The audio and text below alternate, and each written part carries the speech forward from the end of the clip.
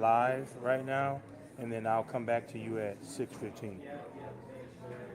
All right, man.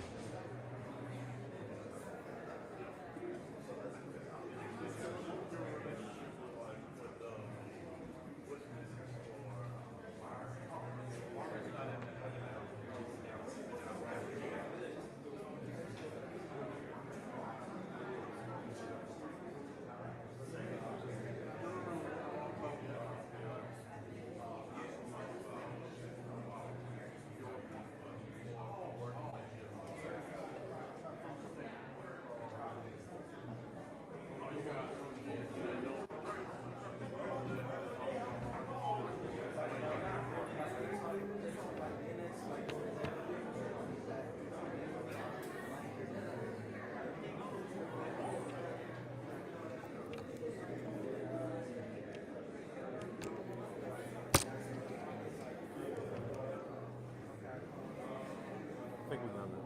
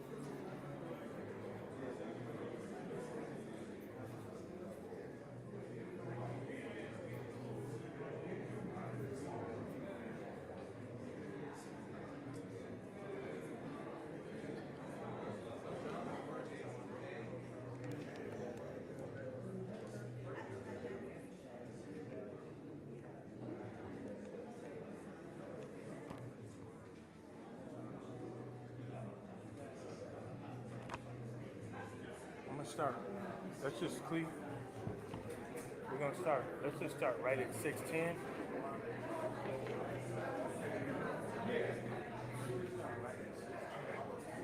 Allow me to keep track of time.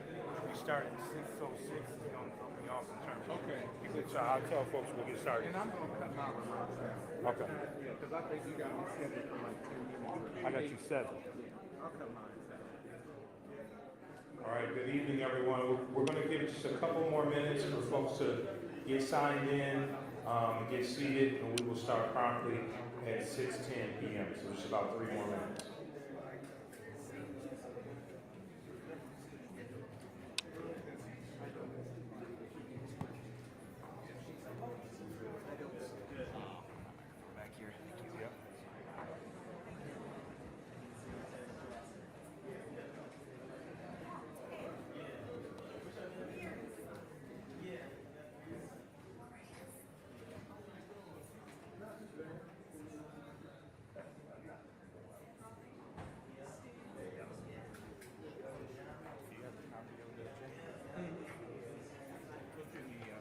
You got one here?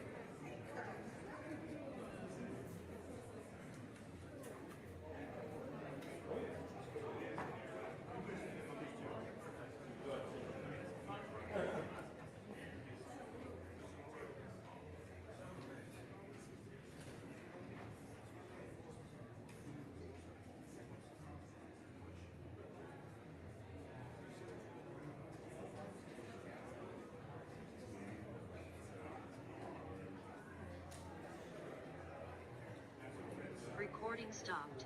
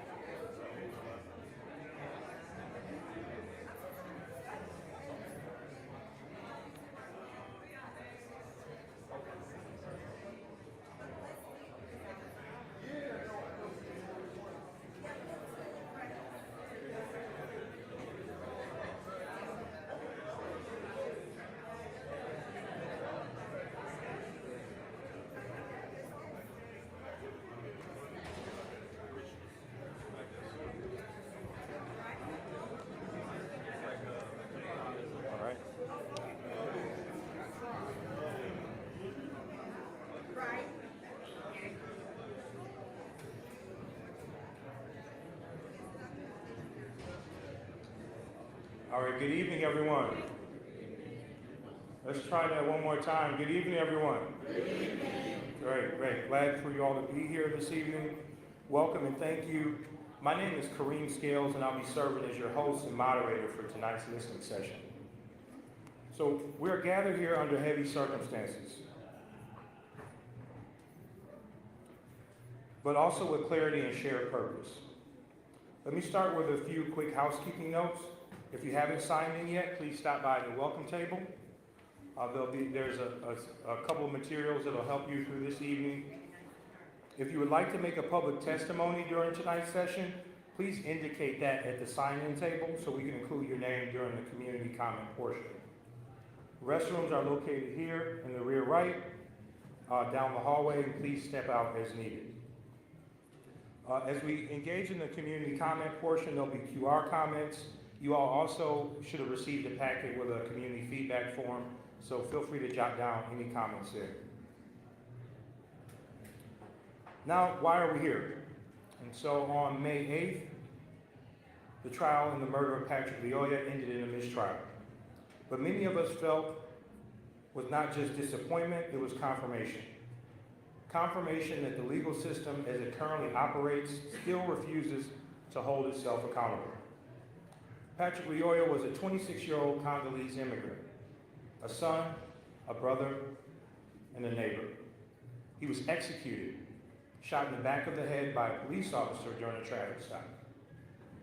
And the system has once again failed to call that exactly what it is, murder. And so the NAACP and this community have long warned of the dangers of letting those with close institutional ties lead this case. This mistrial is not a surprise. It is a symptom of systemic failure. And so tonight is not just about revisiting pain, it's about activating power. We will reflect, we will listen, and together we will organize. And so I invite you to speak truth, to share boldly, and to stay rooted in our shared commitment to justice. Let us move forward tonight for Patrick, for our people, and for our future. Thank you. And so with that, I want to welcome up President Jackson. He's going to share a few remarks, and we'll continue along with the agenda.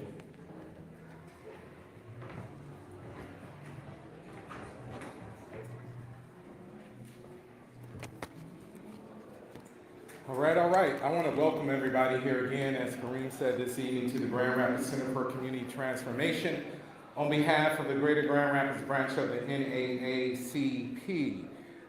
We actually have some friends over next door, so don't be distracted by that. You might be able to get a plate if you want a plate, because they have tons of food in a beverage, if you feel so inclined. But one of the things we wanted to do, and I'm just going to really kind of call out the elephant in the room in our opinion. From an NAACP perspective, we are always willing to work with anybody, any group, as long as those individuals are righteous and that they have a very strategic and intentional plan to address these very systemic and institutional issues.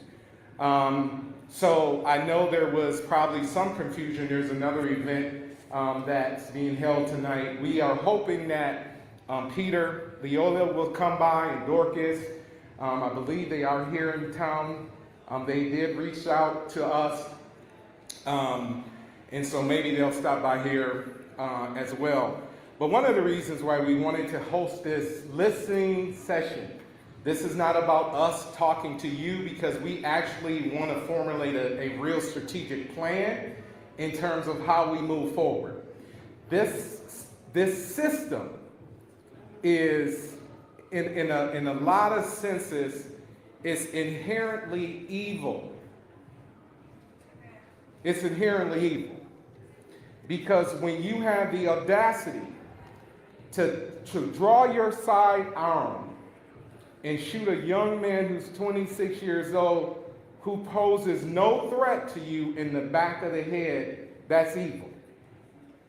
That is literally evil. And it is not justifiable. As we all heard, I watched the trial every single day, all day, and every law enforcement officer who took the stand said that it was justifiable. We should have an issue with that. So as we have made some progress in terms of policy, by passing the 12-point plan, by passing the youth interaction policy, and others, by actually having some changes as a result of Patrick being murdered to some of the policies, because there were multiple policies that were violated.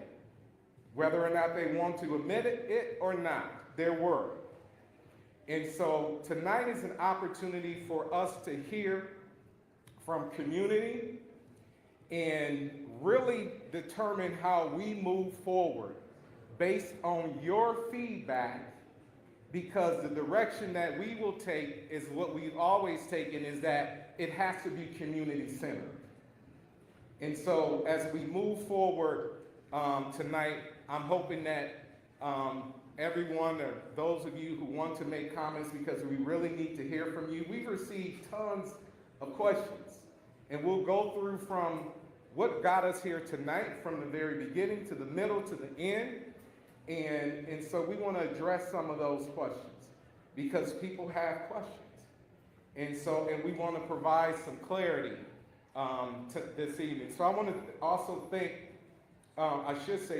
our executive committee members who are here for attending this evening. I see we have Commissioner Kilgore here this evening with us. I don't know if there are any other elected officials here. Some folks have asked if the prosecutor would be invited. Is he coming, or representative? Some folks have asked if the chief is coming. We intentionally did not extend an invitation at this point because, again, we did not want any distraction, and we wanted to literally have an organic conversation with community. And so that's what we decided to do. So again, we're looking forward to the feedback. Thank you all for coming. And then at this time, I think, Kareem, we're going to pull in Eric Brown.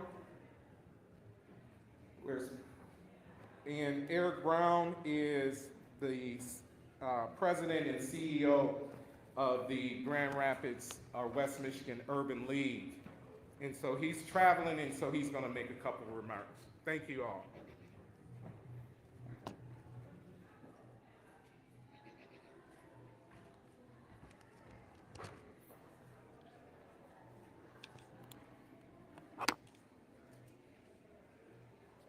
All right, President Brown, are you there?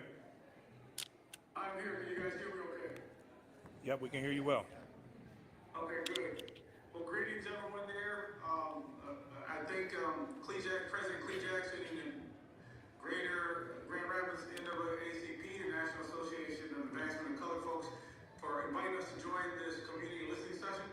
I'm just jumping on, and I apologize for not being there. But I'm actually just left the Hill advocating for us to be able to continue to receive funding at the federal level programs for across the spectrum, meeting with some of our state senator, as well as our state senator, the senator that covers the state of Michigan, as well as our local congressperson.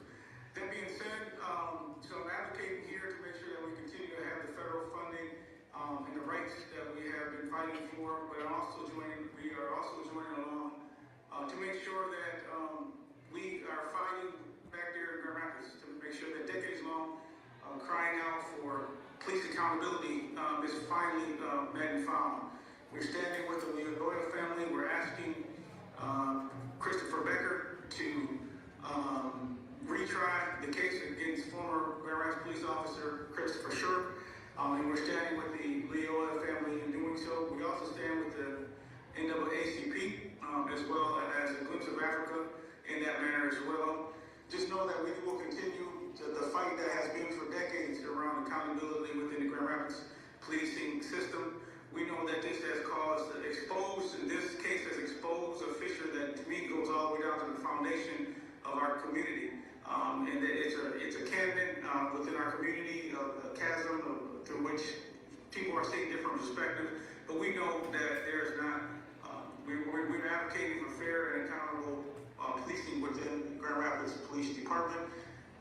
We are having conversations with our Office of Public Accountability and Oversight to make sure that plans and recommendations that have come from the community, as well as independent consulting agencies, are reviewed and reported on. It's been a while since we've had reports on that. So we're going to be asking that can be brought to the forefront again, find out where we are as a police department with those recommendations, as well as looking at all the alternatives, what's going on within the policing in Grand Rapids, specifically any training that is going to lead to an outcome where an officer is not held accountable when there's a loss of life. Those are troubling circumstances, and we're going to work with the City of Grand Rapids, the police department, to investigate those policies and practices. I'm sure you've heard already that this decade, this has been going on by current President Lee Jackson, myself, and those that have come before us. And we're going to continue to fight to make sure that policing is done in a community-based way, community-based practices in Grand Rapids. We will not rest until we get to make sure that police are going to be able to be held accountable for their business actions. They are not above the law. Definitely, someone that is sworn to carry a lethal weapon has to hold themselves at the highest and utmost of standards. So just know that the Urban League of West Michigan is in full support of the retrying the former officer Christopher Schurr, as well as investigations that into the police to make sure that we are policing in a community setting practices with in a 21st century model. All right. Thank you, Mr. Brown. We appreciate you for all the work that you do, and thanks again for coming in today. All right, and thanks for having us, and looking forward to getting with Keith Morgan, who's there on our behalf, and digging more into what the community concerns are so that we can represent that to our elected officials as well. Thank you, brother. All right, take care.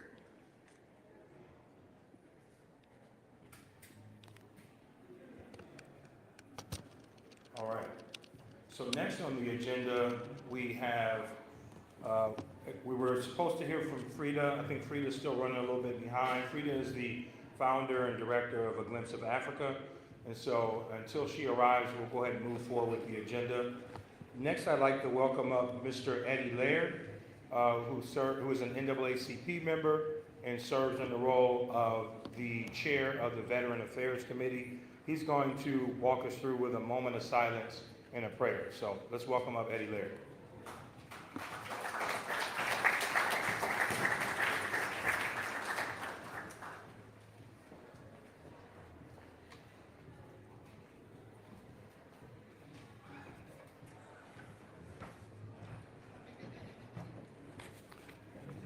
Good evening, everyone.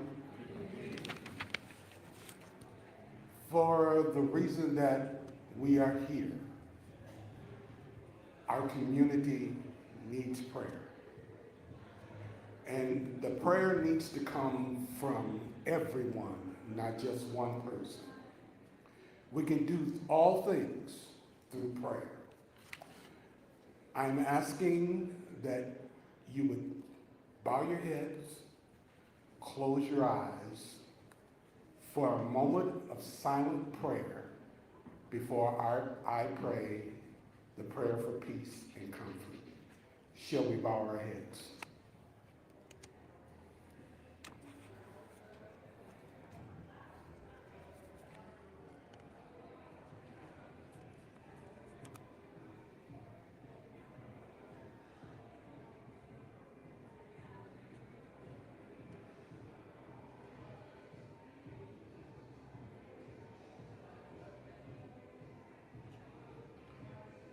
O gracious God, in time of uncertainty and fear, we seek your peace that transcends circumstances. Help us trust in your plan and find security in your promises. Quiet our anxious thoughts and fill our hearts with your peace that guards our minds and souls. Wrap your arms around us and those who mourn. Bring solace to their hearts. May your peace reign during pain, reminding us of the hopes we have in you. Grant us the strength to endure, knowing you are our refuge and our strength.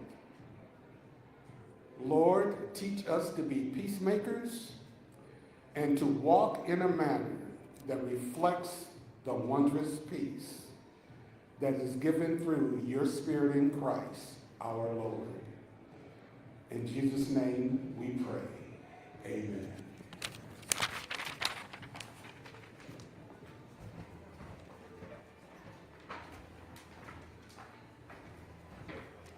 All right.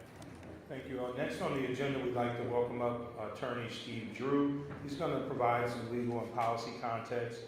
He also serves as the chair of the Legal Redress Committee for the Greater Grand Rapids NAACP. So let's welcome up Attorney Steve Drew.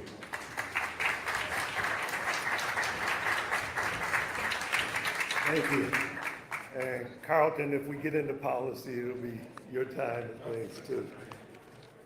Thank you all for coming out. Yeah, I'm Stephen Drew, grew up here in Grand Rapids, came back here to practice in civil rights law. First case against, and personal injury law. My first case against the police, I remember well, Eric Washington, who was beaten on Division Street, hit in the head with their batons, which is deadly force. We won that case, and the FBI found that one of the officers, Richard Zemaitis, had hidden some information, and that came out. So this is nothing new. And I learned even then that suing the police is a difficult thing because the police, it's called the Blue Code, will always come and try and help each other.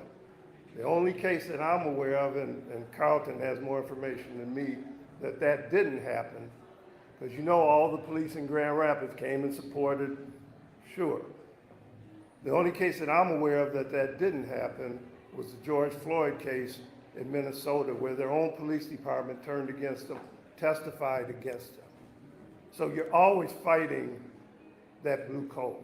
You're fighting it in this situation as well. And in our case, even the Eric Washington case, Maurice Barnes, a police recruit, an African American, stepped forward and told the truth of what happened. The courage of that is just immeasurable. It doesn't happen very often. He caught hell. He caught hell for doing that. So we're still dealing with those same issues today. I'm to speak on, I'm a civil attorney. I don't do criminal work. I know criminal law a little bit, but like when we sued for the Scotty Waller case in Muskegon, who was beaten up by the police, they charged him, the officer, with the case. He got a not guilty verdict in about a half an hour. These are difficult cases by nature, but still they need to be brought. They need to be brought. There's some questions about the jury. It was my committee 20 years ago with Wayne Bentley, South High School, that found that there had been a disparity in the 49507 zip code of getting jurors into the jury. I don't know if that's been, that was allegedly rectified, but there are still issues of what type of jury you're going to get. This jury was chosen relatively quickly, okay, in that sense. So let me speak a little bit, and if there's questions, but people are asking, can this case be retried? Yes. Criminal defendants have stronger rights because if you get convicted, you go to prison, you lose your liberty. So the law is structured to protect criminal defendants. You can have a mistrial for a number of reasons. They made a motion for a mistrial because they said the judge was doing something with her eyes. They made a motion for a mistrial because of the expert testimony. The judge denied all of those.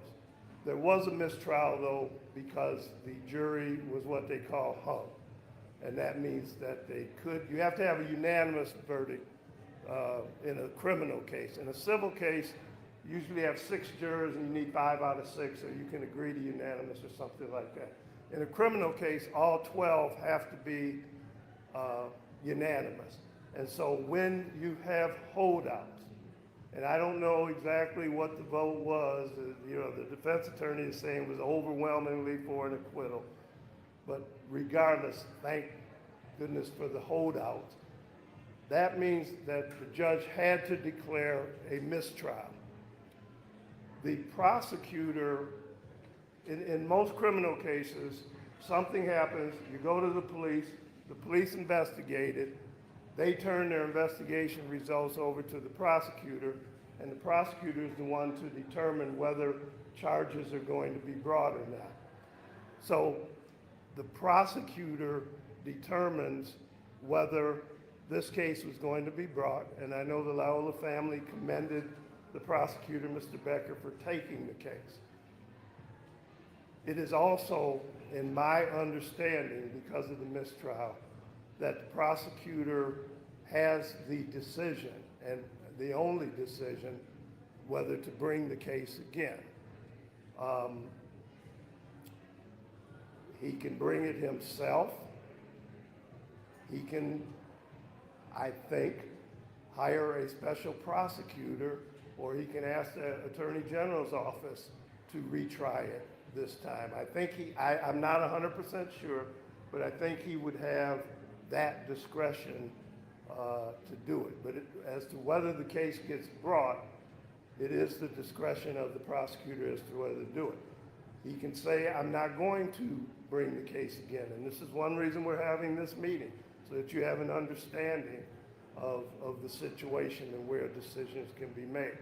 The question comes up sometime then, well, what about all the testimony? If he had been found not guilty, double jeopardy would say he can't be retried. He can be retried for this. You can try the case differently the second time. I had a trial where in a civil case, the judge, I had a jury, I almost quit the practice of law. The decision was so bad, but they said no, it was a discrimination case. Fortunately, I had a judge that said we could retry, and we got a multi-million-dollar verdict against Consumers Energy. The point being, that's a civil case. The point being, he can retry it, and you can try it completely differently. Obviously, you learn from the first trial, so you can do that, but witnesses can't come in and say something else that they said under oath the first time. So you work within what you have. You talk to the jurors, you find out where the strengths and the weaknesses were, and you try it again to that extent. That's kind of my understanding of the law and my understanding of what the decisions are or can be in that sense. The other question is there a timetable as to when he has to make that decision? I don't think so, but criminals have a right, alleged criminals have a right to a speedy trial, so he can't take a year to make that decision in that sense. And so that's where we are right now in that. Are there any questions? Okay, thank you. Oh, yeah. Okay. Steve, I have a question while we're waiting. So if the civil trial is still on the books, is that still a possibility? What would be the ramifications if found guilty on that one? Yeah, go ahead. Yeah, so everybody can hear the question. I don't have to repeat it. Is the civil trial still out there on the books? Yeah. Any pursuit? My understanding, What would be the ramifications for the penalties for the found guilty? the civil case was filed. It went up to the Court of Appeals because the city was dismissed from the case. It's now back, and they're going to be in discovery and whatever. So yes, the civil trial is still a possibility if it doesn't get settled. But that'll take a while because they're going through discovery. The civil case will not have a direct effect on the criminal case because there's two different standards. Criminal is beyond a reasonable doubt. Civil case is the greater weight of the evidence and things of that nature. Not that, now any testimony that comes out in the criminal trial or civil trial, if it's tried before the criminal, my guess is if the prosecutor decides to try the case again, that will happen before there's any civil trial. Yeah, the civil trial can only be monetary damages. Yeah, yes. Is there another question?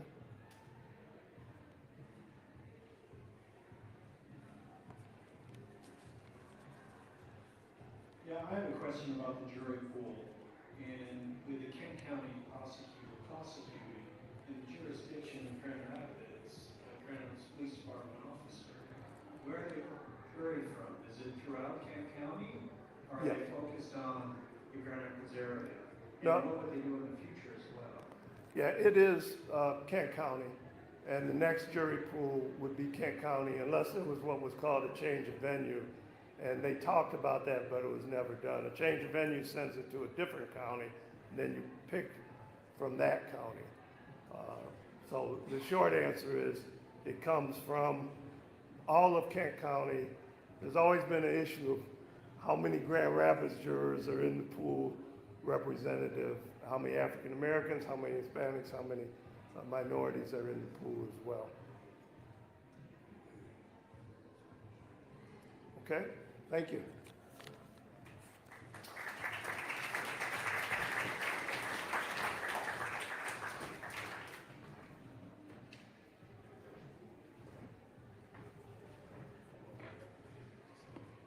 All right.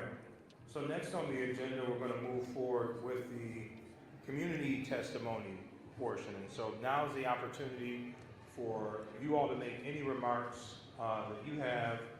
Again, as President Jackson stated early on, the goal of this session is to gather as much information as possible from you all in the community. And with that information, the NAACP will be utilizing that to move forward with the next phase and call to action. I see Frida has arrived, and so Frida, if we could, let's before we get to the community testimony portion, we'd like to welcome you to the stage and allow you to make a few remarks.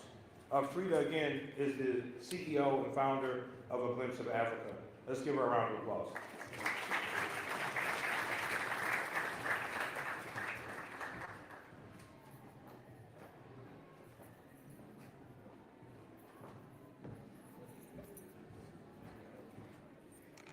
Good evening. I was literally running here from another meeting, so thank you, Kareem, for being patient. I just want to say first, it's very good that we can sit and talk together as a community. It's needed because this verdict is nobody in this room expected this to go this way.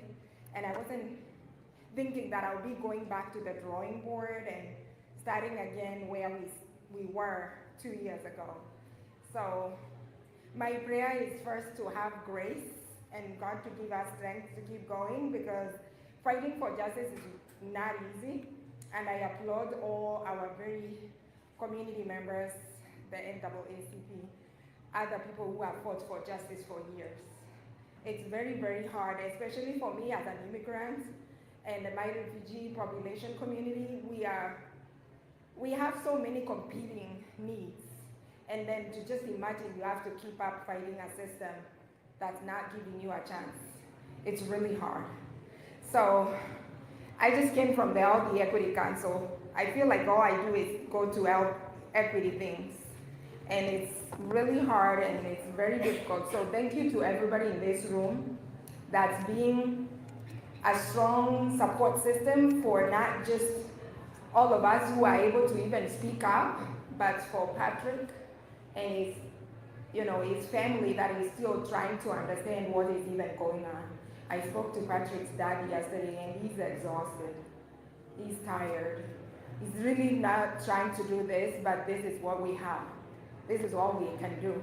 So I'm calling to all of the systems and policymakers and people who have the capacity and the power to make a change so that we can see that justice. And justice is not going to be, of course, accomplished in one sitting like now, but it's something we have to keep doing, and we have to keep asking our systems to reduce that need for us to fight every single day.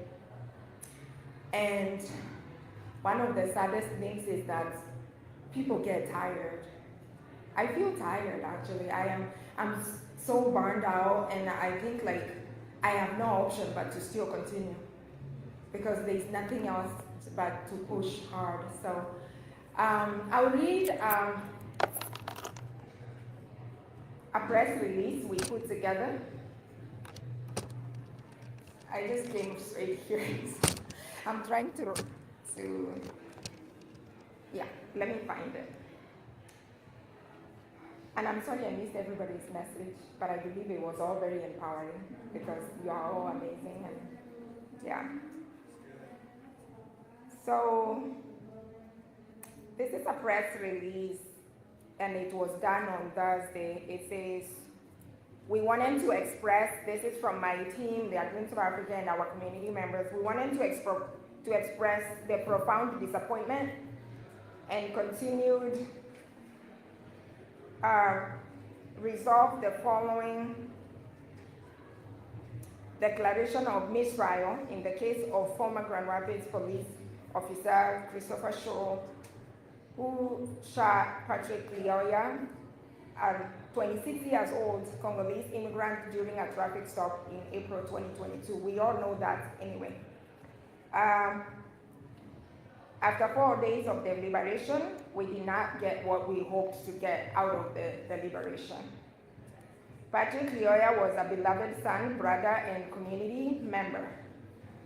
The inability to reach a verdict not only prolongs, I'm using my phone, prolongs the pain for the family, but also it underscores the system challenges facing many immigrants, refugees, and Black and brown community members. And we are all really sad, and we continue to feel not given the chance that we deserve as Americans. Kent County prosecutor, I will skip some of this, has not yet decided whether to retry the case, stating that a decision will be made in the coming weeks. So I don't know if this was brought up already, but we did not have that yet. So in response, we are asking and calling everybody, the city, the county, and all the law enforcement, and everybody who has the capacity to reinforce, to build trust in investigating restorative justice practices and ensuring that the voices of African American, African immigrants, and the Black communities are not only heard, but valued. So the press release goes on and it says that we hope and we know that everybody who understands what justice means is going to stand with the family and all the Black families. So we are calling as we continue to press for the justice, that it is going to be hard and seen. And thank you to everybody that's still pressing. I know when I'm tired, I know Cleo will keep fighting. And and of course, all the other people in the room, because it's a joint effort. It's not one person who can do this. It includes all of us. So thank you so much. A Glimpse of Africa is a small part of the work I do. I feel like I'm called in many rooms to speak on behalf of my community. Myself, I'm an immigrant who moved here, and now I call West Michigan home. So we are in the best country in the world, but then yet we are here now going through one of the most difficult things that would have been easier if somebody did the right thing. I will just say justice for Patrick and justice for all of us. Thank you so much. God bless you all. And I'll listen and answer any questions. If there's anybody with a question, let me know. Thank you.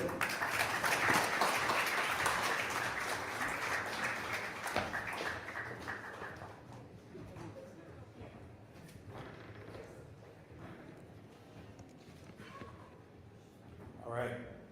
So before we move forward with the community testimony, I want to recognize our Third Ward Commissioner, Kelsey Perdue, who arrived as well. Let's give her a round of applause.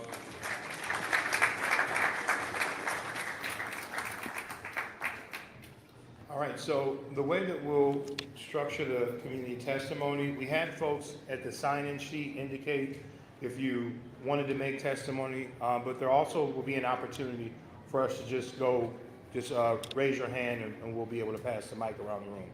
But the first person who we'd like to go to is Mariam Barrera. If you still would like to make testimony, we'll allow you to go first. You want to go last? All right, let's go to this gentleman here.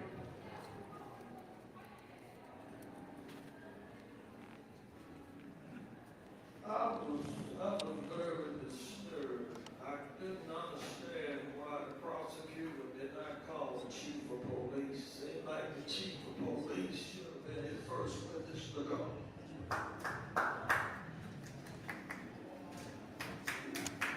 Yeah, I think a lot of folks feel the same. I'm not sure if President Jackson or Carlton, anyone wants to touch on that or expound on where you currently are as it relates to that. So I had that same question, and I did have a conversation with the chief about that. So one of the questions I asked was, why did you fire the officer? Because that really was never addressed, I don't think, in the trial, and especially, I think it should have been addressed since all of the other officers said it was justifiable.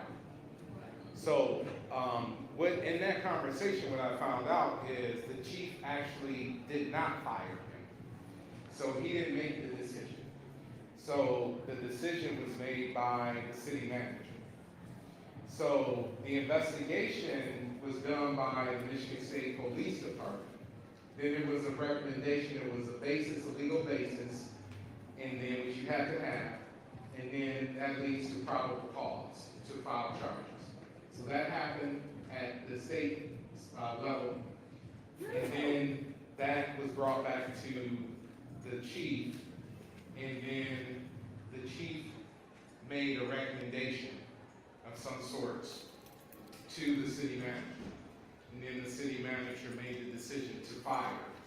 So the question is, if this is retried, should the city manager, the chief, the city manager, and Colonel Brady of the Michigan State Police Department all be called as witnesses? Because I really do think it's important for us to know why that decision was made. Because there had to be a legal basis. One, a legal basis, and then also two, the question needs to be asked with respect to what policies did this officer violate? Because, and I don't know if Carlton will get into it, but he violated multiple policies. And so that's the question that I guess as we move forward to ask if this is if they decide to retry, are some of those individuals going to be called as expert witnesses? And I think they should, so. All right, anybody else have any comments or feedback? The mic, our friend here will be passing the microphone around. Just raise your hand, and if we could ask everyone to keep your remarks to under 2 minutes. Let's go here, just on. Thank you for having this conversation. I'm curious to know what we can do to make sure that if there is a retrial, how can we ensure that the jury is of his peers and that it is equal, there's a balance of diversity on the jury?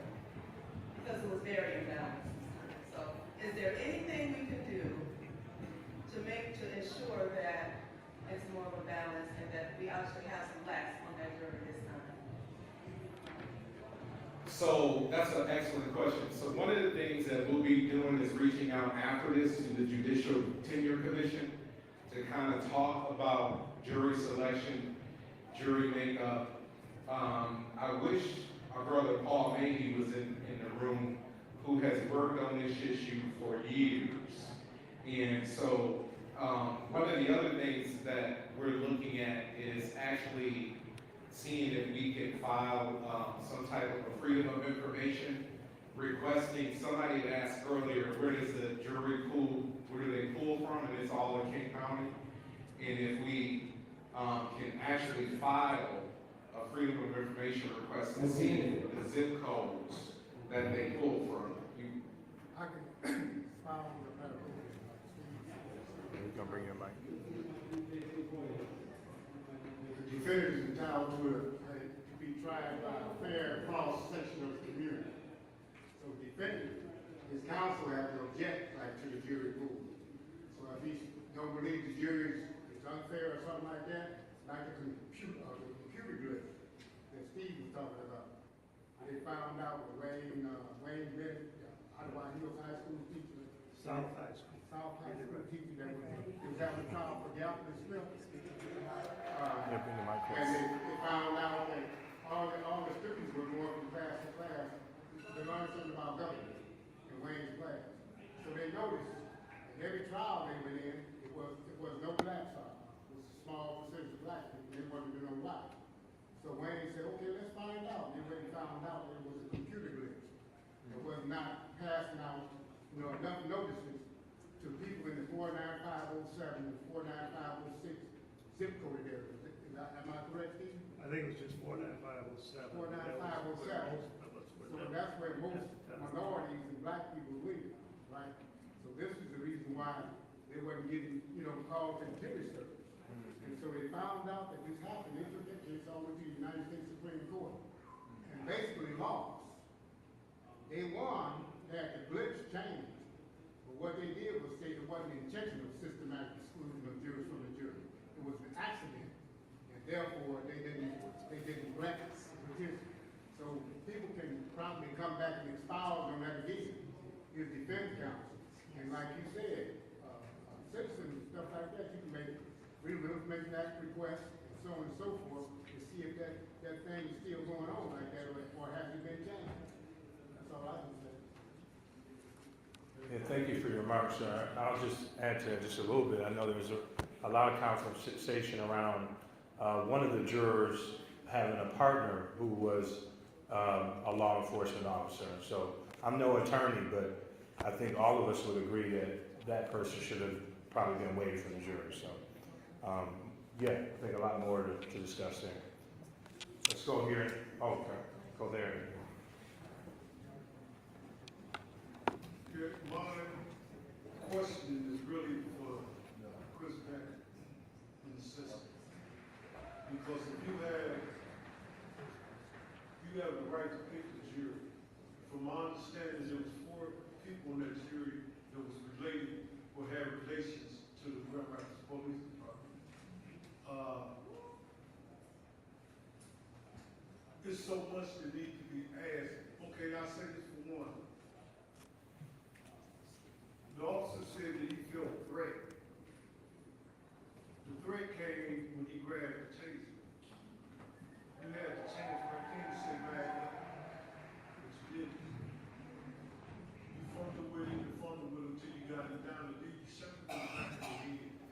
I'm a restaurant owner, and if I know that if somebody breaking my restaurant, and I chase them out and shoot them in the back, then I'm a criminal. I get charged for that because he's no longer a threat. And this is the type of stuff that should have been brought up at the trial that I didn't see. I didn't hear, like I said, the threat came from the start. Why didn't you call back up? I don't know exactly how it happened. Why didn't you call back up? Why didn't you shoot him while he was face to face with you? You waited till he turned his back where he was on the ground. And like you said, that was murder, that's execution. I don't care who it is, you shoot in the back of the head is murder. Thank you, sir.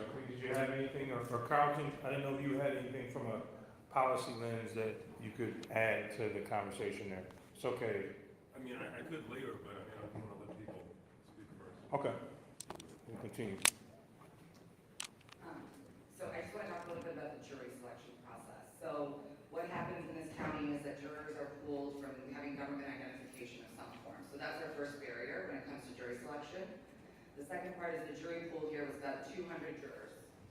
Typically, attorneys can go through the entire pool and still not have a seated jury, right? And here they didn't go through the entire pool. They selected jurors pretty quickly through the process.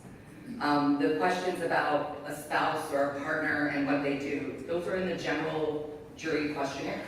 So when that gets sent out to the jury pool, everybody fills out those general questions and those are submitted back to both sides of the parties.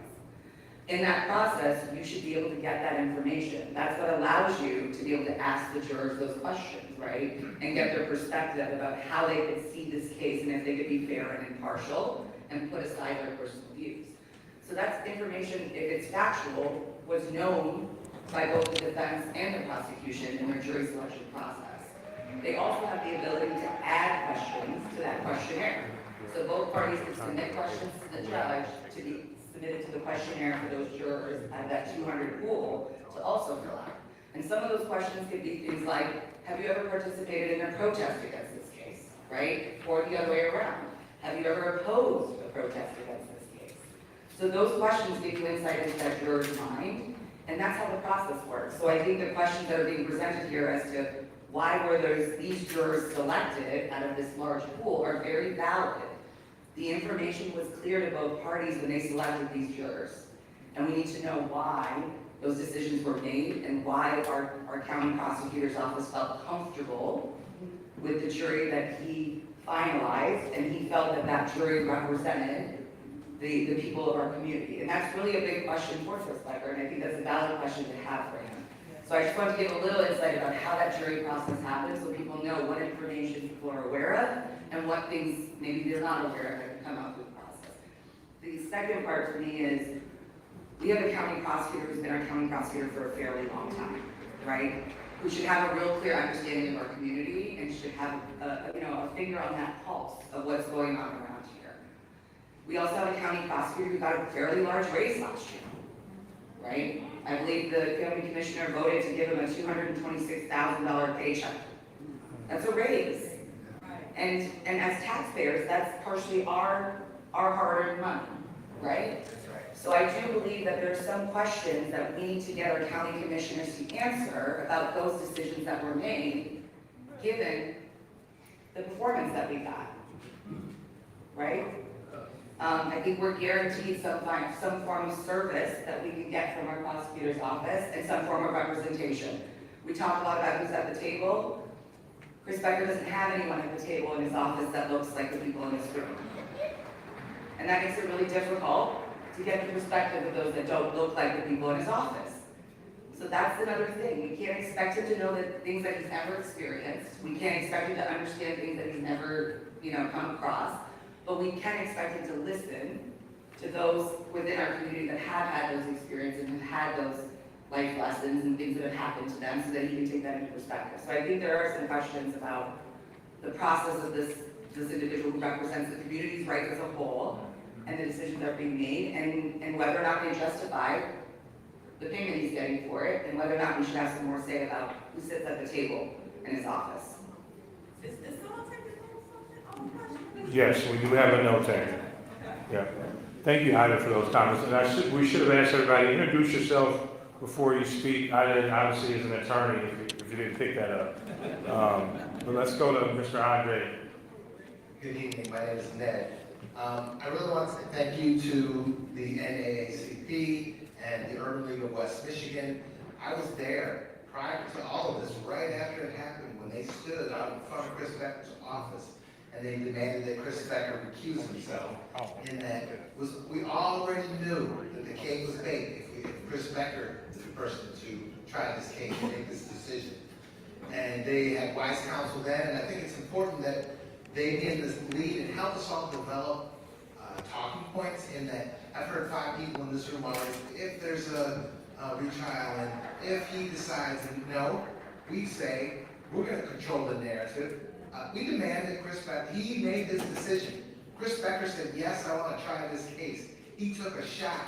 He didn't get the job done for all the reasons that were just mentioned and many more. This is systemic. It could be anybody in that spot, any white man, any white woman, most minority people in that position, because you're trapped in the system that makes all this happen. So we control the narrative and we say, we want the Attorney General to step in. That was the call at the beginning. We want this to be as big and broad as possible. We need a competent talking points. We need to get more people in the room than just this. We can't have 2 events. We've got to all come together. And if we speak on one accord, this is really important because the killing of a black man is just the tip of the iceberg. It's Okay, you didn't get killed, but you were grievously wounded, and the quality of your life is diminished for the remainder of your life. Or it's, you've got all these incidents with banking and education and church, and every part of society is taking a cut. It's a death by 1,000 cuts, and then you put COVID on there, then you put under education, and you put all this, and we all look at the data that they've collected on us, and the data tells the city, the county, and particularly the health department, hey, the social determinants of health here say that there's a population that's really suffering. It's not like, oh, these people are whining and complaining all the time. This is what the data says. And they ignore it. If somebody goes downtown and breaks 100 windows, thousands of people come out and say, oh, there's this terrible violence, we gotta do something. But if black bodies are on the street, now it's all invisible, COVID took us out. There's all these other comorbidities because of all these challenges. There should be, when the health department is sitting on a $700 million ARPA surplus, they should be, hey, if a tornado came through, hundreds of bodies in the street, they'd do something. There are tens of thousands of black people, hundreds of thousands over the life of this city that are owed justice in every sliver of life. So we control the narrative and we say, Chris Becker can't make this decision. It has to go over his head, and we demand a retrial. When someone loses their life, that's not even close. Oh my goodness, somebody died, shot in the back of the head. Yeah, and it was a hung jury? Try it again. That's the only answer. Try the case again. Thank you, Ned. We have enough time for a few more folks to make comment. If you're interested, please raise your hand.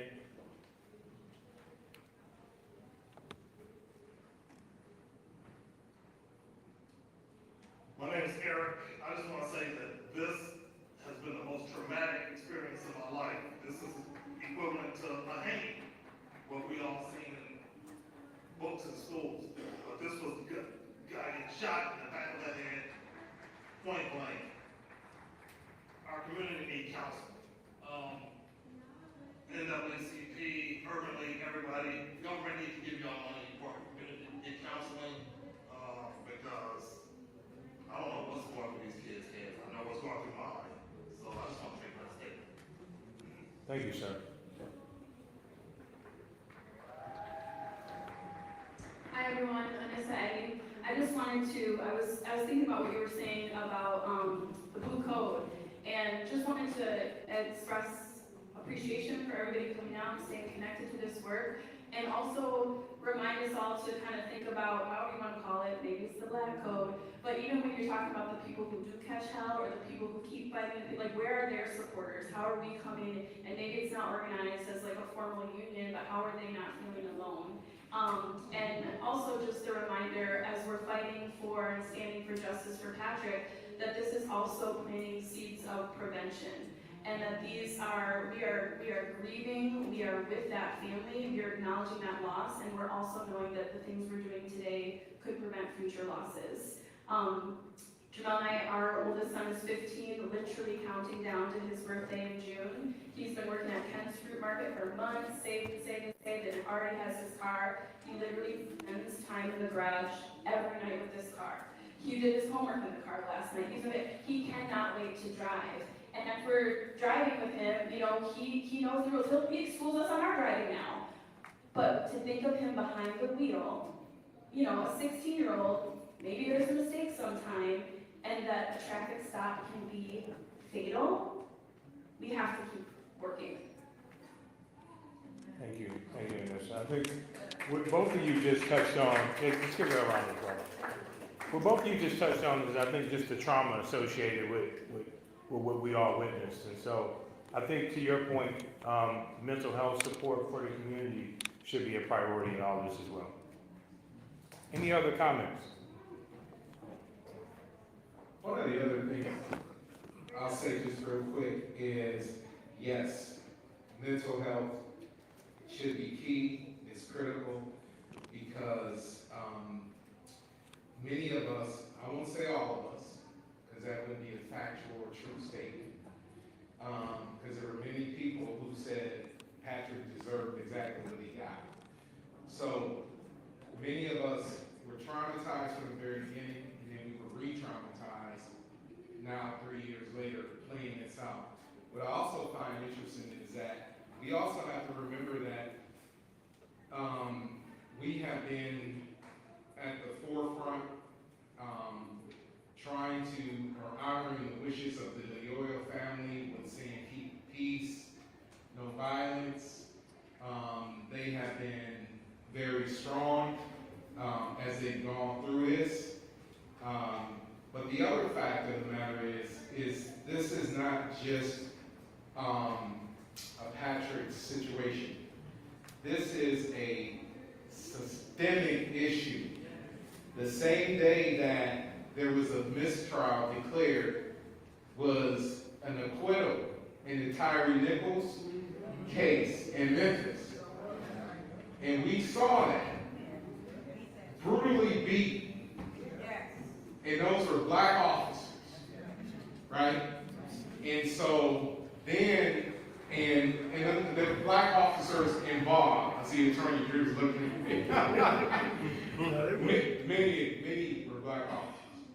But again, that speaks to the blue code. We witnessed that in Patrick's trial. In his trial, where all of those officers got up there and they said, this is justified. This is actually absolutely okay to do, and we feel good about it. But when we also look at it from a mental or behavioral health perspective, we also got to declare this as a public health issue. This is a public health issue. Just like when they declared the opioid situation, finally, a public health issue. I have been working on it, Marcus has been working on it, who's on my team, for over 10 years trying to get funding from health systems and creating a whole health ministry network, working with folks in Berrien County, Muskegon County, saying, please fund this initiative. But it was black people who were dying. But then when these young white folks started to die, in numbers, they declared it as a public health issue and have thrown hundreds and hundreds of thousands of dollars into this. So we really have to look at this. This is a public health issue because people are dying. Us disproportionately. And so we got to call it what it is as well. And as far as Chris Becker, the prosecutor's office, we have to also remember, in which Chris reminded me himself, that he is an elected official. So, absolutely, everybody in this room, if you disagree and you didn't like the performance or whatever, you have every right to make a call to his office or send an email and let him know that maybe he did good, but he didn't do his best, or maybe he did do good. And then also the other request is for a retrial. Look at some other options that also, if some of you is asking for recusal or a special prosecutor, you have every right to do that. So it just can't be the NAACP and Clee Jackson, come NAACP Clee, that's calling him and having these conversations. He needs to hear from the very electorate that put him in that office. That's what he needs to hear. And that's and I mean that in all sincerity.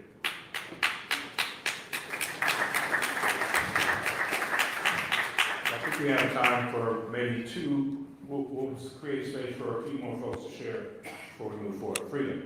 Yeah, I just wanted to say that yes, it's real mental health and trauma for most people actually that we serve. We have a mental health coming up this weekend, 2 days, all community members to come.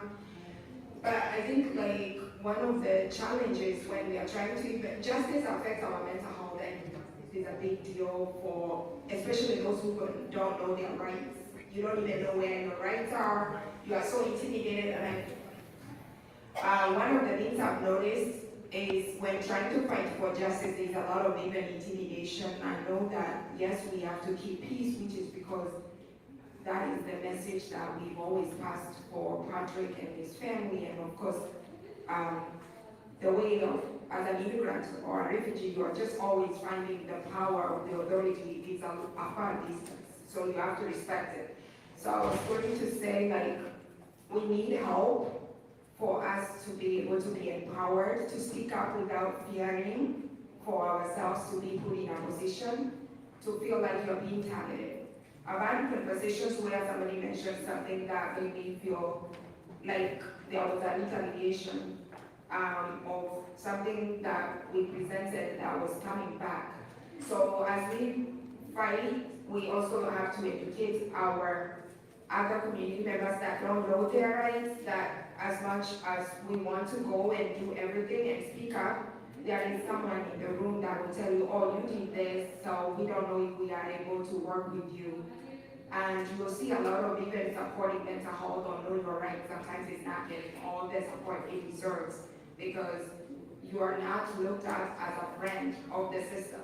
You are looked at as a person that is speaking against that system that's doing those oppressing behaviors. So, especially as I can say, when you are even new to the system, you are already scared, but then like it's even harder for you to be able to stand and be strong. Sometimes I'm scared even for myself, but I think like there are more who are even more intimidated. So if there is any support to keep really making sure it's okay, you have a right to speak up. And because fear is also a part of the mental health problem, so we are going to have a know your rights at our mental health to just make sure people know they can speak up. And no matter what you have, if you're waiting for your green card, you're waiting for your visa, you're waiting for your asylum, you still have a right to speak up because people are intimidated because they are scared they can't get the paperwork that they are waiting for. And so thank you for all those who are supporting those who are scared of the system. It means a lot for us. Thank you, Frida. Frida will be here for the remainder of the event for folks who want to learn more about how they can attend that session. Just connect with Frida after the event. Let's go over here. A few more comments. I think we have one in the back, and then one here. He was next, and then we'll move forward with the agenda. Hi, my name is Joyce. And what I want to do right now is just give you a word of encouragement. Let's not have that fizzle out effect. In the beginning, you would not, this room would have been packed. Now it's towards the end. We still got a fight to do. Probably if you slap me, I'm not going to turn the other cheek. I'm going to probably slap you back. You know what I'm saying? And what I'm saying to us all is that it's time to keep on fighting. I am so sick and tired of hearing people talk the big talk but not being able to walk the walk. This is boots on the ground. They're getting ready to come up there in a lot of different ways. They think that we're weak. They don't know us. And let's show them something different. Don't be afraid. How many of us have had to walk in the 60s down Hall Street? How many of us had to go out and form that line?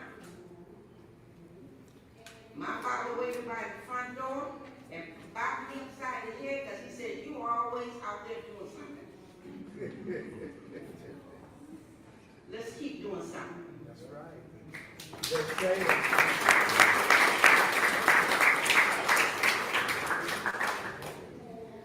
I've been working in these neighborhoods for over 3 decades. I've seen everything happen. My thing here is, like the lady said behind me, there used to be marches, everybody marched down the street and go home. Did nothing to affect the things that were happening in the community. So when you hear this, I hear a lot of people need more education on the system and how it works in order to come to an informed decision. How when they send out those things for you to go to court to sit as a juror, you need to return those things. A lot of people are afraid to do it or don't know what it consists of, and don't want to be targeted. So it's a lot of disparities that we are acknowledging right now. I don't care what color you are, it's in every nationality. So what we need to come together as a people and start working on some of the issues intelligently, knowing how the system works and how it's supposed to work, rather, and how it's working now. Maybe there are some loopholes that we can come together on intelligently and know what to do, sit at a table and talk to people and come up with some answers like he was talking about. It's not marching and yelling and screaming and getting arrested. That's not going to solve any kind of problem. And talk about trauma, people have been traumatized in this neighborhood. Kids have been traumatized, seeing other kids die. That's not normal. That's not the normal way to grow up. Seeing people in your family shot in the head and walk away, and we have a GoFundMe page, and that's the end of it. And the balloons on a tape on a thing. The kids are walking away traumatized, and we're not addressing those issues. And those are systemic issues that are being handed down more and more and more. We lost generations of people during the crack epidemic, and the grandparents raised kids that they couldn't handle. So you lost 2 generations, and now you see what's happening with the remainder of those generations. And what I want to say to Frida is, you know, my heart goes out to the parents, because that is not anybody's dream that they want to dream. And there's the way it feels is like an emptiness. And you can't change it, you can't take it back. But what you can do is work in your community to make a difference. And I'm giving everybody in here, I don't want to not see you again. You should be at the table, you should be on committees, you should be working with your neighborhood associations, and the people that want to work with you, WWMT, you want to work with Early, you want to work with everybody that can help you make a difference within your community. And to sit back and do nothing is not acceptable in this state of the game. It's not. So you need to do it in a respectful way and to do it in an educated way. And if we have to have a round table to educate people on different things, I know we can make that happen. And you can have a panel up here, you can ask the questions, get the things that you need to do. And yes, Paul Mayhew did work on that system to make sure that people in different zip codes were getting applications and getting everything that they weren't getting before. So he needs to be here too, because he can tell you what he did. And he also is training some kids on the legislative system and how it works and that type of thing. And that's what we need to be doing with our kids. We need to be informing them so they don't make silly decisions. And on top of that, I have envelopes, and I'll get my stuff out there, but the police signed on to it. Every police municipality, including the state police, and there are envelopes where you can put your proof of insurance and registration in. And on the back, it has every badge. On the front, it has what you're supposed to do if you're stopped and what the police are expected to do when they stop you. And that goes in there and put it in your glove box, ask them, can you reach and get it, or ask them, can they get it? And hand it to them with the badges up. And they might not even know what it is, but it'll have a pause where you can say, oh, this is, you know, and explain what it is. And then go on to deal with what you were dealing with. So I did that with a grant from the county.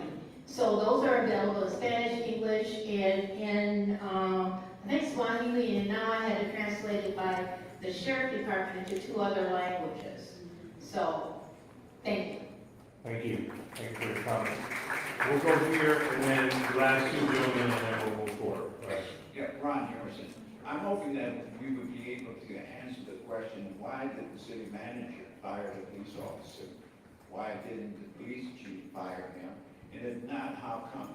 What policy was he in violation of? Again, the man who spoke earlier, if a person was robbing you and running away, you shot him in the back, you'd be charged. And I think those are really important. Why was the city dropped from the whole suit if it was the city manager that did the fire? I think that's a great question. Let's go here in the back. How you doing today? My name is Lamar Forshade, and I I would like to say that I have a unique perspective on the Grand Rapids Police Department. 2 years after Patrick was murdered, I was coming home from work. I used to fuel the Rapid City buses. I was coming home from work, and the Grand Rapids Police was sitting on the corner on Franklin and I continued home. I lived on the corner of Venus and Giddings. Now, anybody that's familiar with Grand Rapids know how far Franklin and Kalamazoo is from Venus and Giddings. So they followed me that day, and it was on the anniversary of the 2-year anniversary. Everybody was out protesting, I was at work, and on my way home, I dealt with the aftermath of the anger, from dealing with everything. He said that he recognized me on Franklin after the situation. He said that he recognized me on Franklin and Kalamazoo, but it's on the body cam, on the cruiser footage that he didn't run my place until Venus and Giddings, so there's no way that he could have known who I was. They said that I had a bench warrant for unpaid medical bills.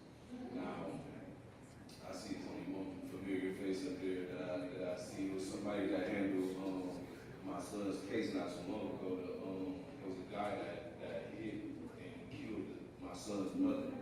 And when that happened, she didn't have insurance on my son. So when she passed, the state of Michigan started coming after me to pay his hospital bills. Me and her worked together at the time, but I agreed that, to pay these hospital bills, even though I didn't, it was out of the blue, and I have been paying these hospital bills for, a while. I have 7 kids living in the house with me, a wife, I take care of my responsibilities, I was working, and on the 2-year anniversary of, the murder, I was coming home, and they said that I had a bench warrant for unpaid medical bills, but the bench warrant wasn't supposed to be there. I feel like that's a policy that needs to change, that, if I was in good standing with the court, the warrant was dismissed the same day because, they was garnishing my checks, so the warrant was dismissed the same day. They followed me home and ultimately assaulted me. They knocked me out. They pulled my locks out. They bit my fingers. They punched me. They knocked me out, dog piled me on the side of my car. This is all in front of my wife and my daughter. I made it all the way home from getting off work, and they, after I was in handcuffs, they continued to, abuse me and assault me. They left my phone out there. My wife came outside. They ended up arresting my wife. It took me 8 months to get a trial by jury, but in December, I was found not guilty on all charges. They charged me with a CCW for a fishing knife that they found in my car. They charged me for assaulting, resisting, and obstructing a police officer. And like I said, all the charges is over now. Everything is over now. I have no more charges. Everything was dismissed. But I'm left in the aftermath of it. I lost my job because of this. I lost my house because of this. I've been going. I've been trying to get people to cover my story for the longest. I've been calling so many law firms, so many news outlets. This happened April 5th of last year, the 2-year anniversary, and I've been trying everything I can do to bring as much attention to this. These people, they lied in their police reports. They lied on the stand. I had the same judge as Christopher Schurr, the same judge, and the same type of jury. I had a trial by jury, except I was found not guilty on all charges by all jury members. And I feel like there needs to be some type of accountability on the Grand Rapids Police Department, because I see these same officers that, beat me, I see them on TV shows. I see them still at night on third shift. I see them, still going about everything as if everything is okay. But I was found not guilty on everything. I was locked up one day. I spent 8 months where I had to go drop in front of other men or go check in with this people or check in with that people, do all this stuff when I was never guilty. I didn't get nothing. I tried to get my job. I was on medical leave until January of this year because I had to do physical therapy, and I was diagnosed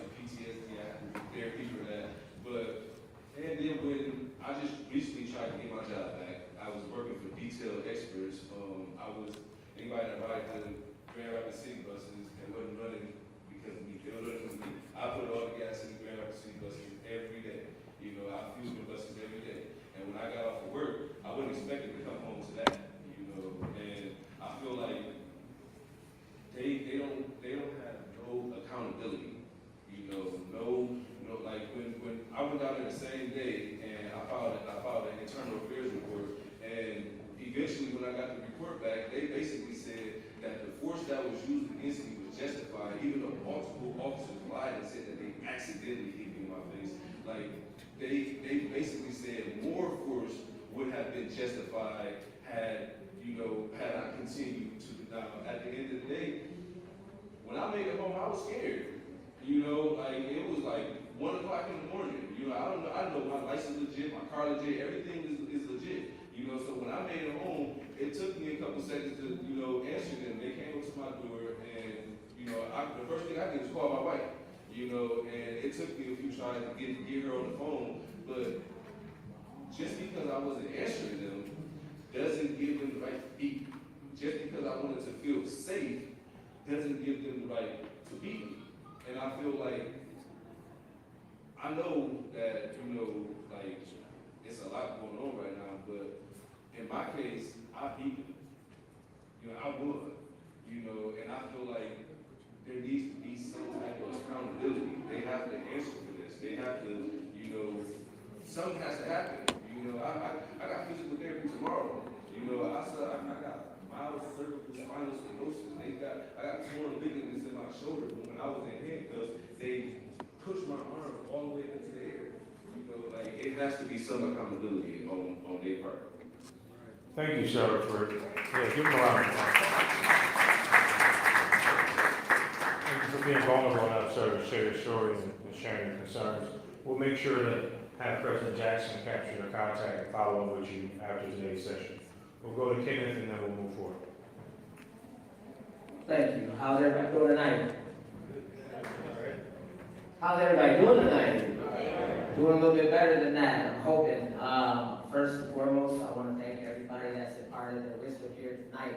I walked in a little late. I was coming from meeting the Patrick Lyoya family out on Eastern Street. There's probably 2 more other events that are going on as well, which is more than likely why everybody's not in this room here tonight.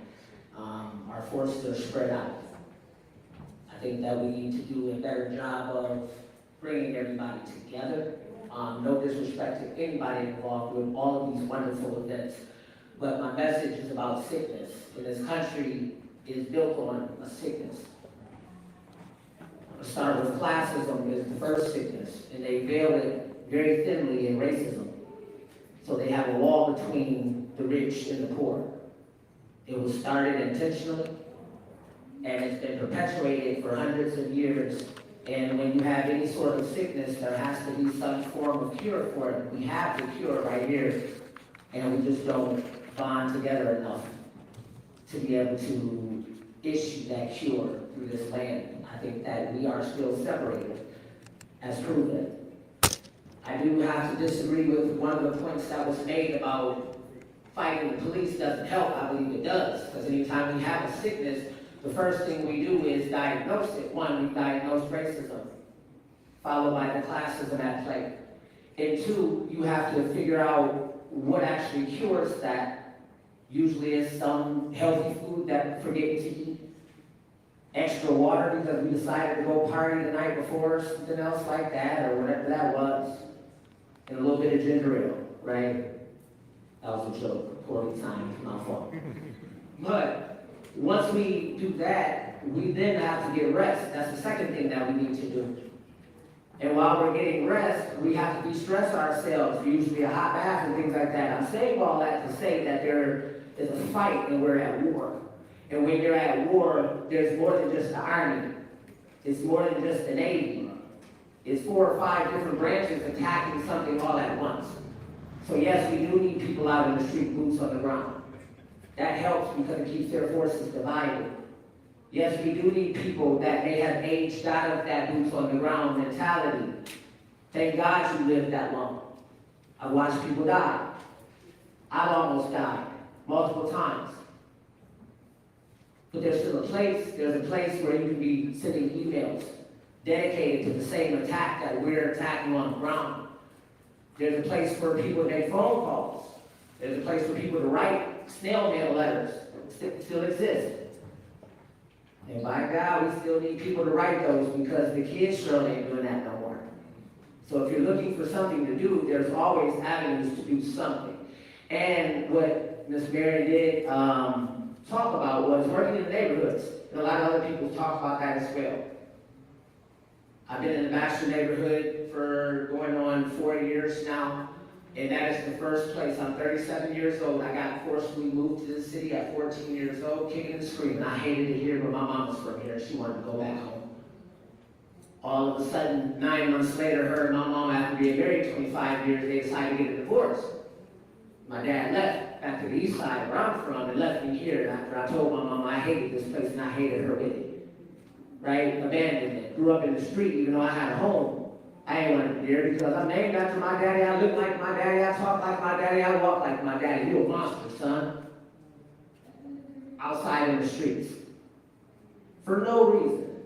Easily profiled. Almost got shot walking to my friend's house across the north side. The police pulled up on me right on Madison, passing Pleasant. Coming from the good north side. But I had an umbrella in my back pocket because it was kind of raining like this. It would have been raining today. They pulled me over, they searched me, they sprayed me out. I'm 16 years old. Luckily for them, my boy had already came and picked the weed up early. I could have been dead. Something that light though. The gentleman here with the hair, I watched him speak at the commission meeting last night. And he told this story. It's a powerful story and it's a working example of the sickness that we see every day. There's a lot of people in this room, no disrespect, but you were marching.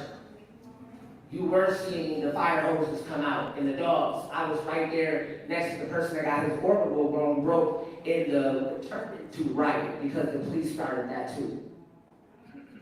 I was there doing a live podcast, interviewing people live as we're talking, as I do now.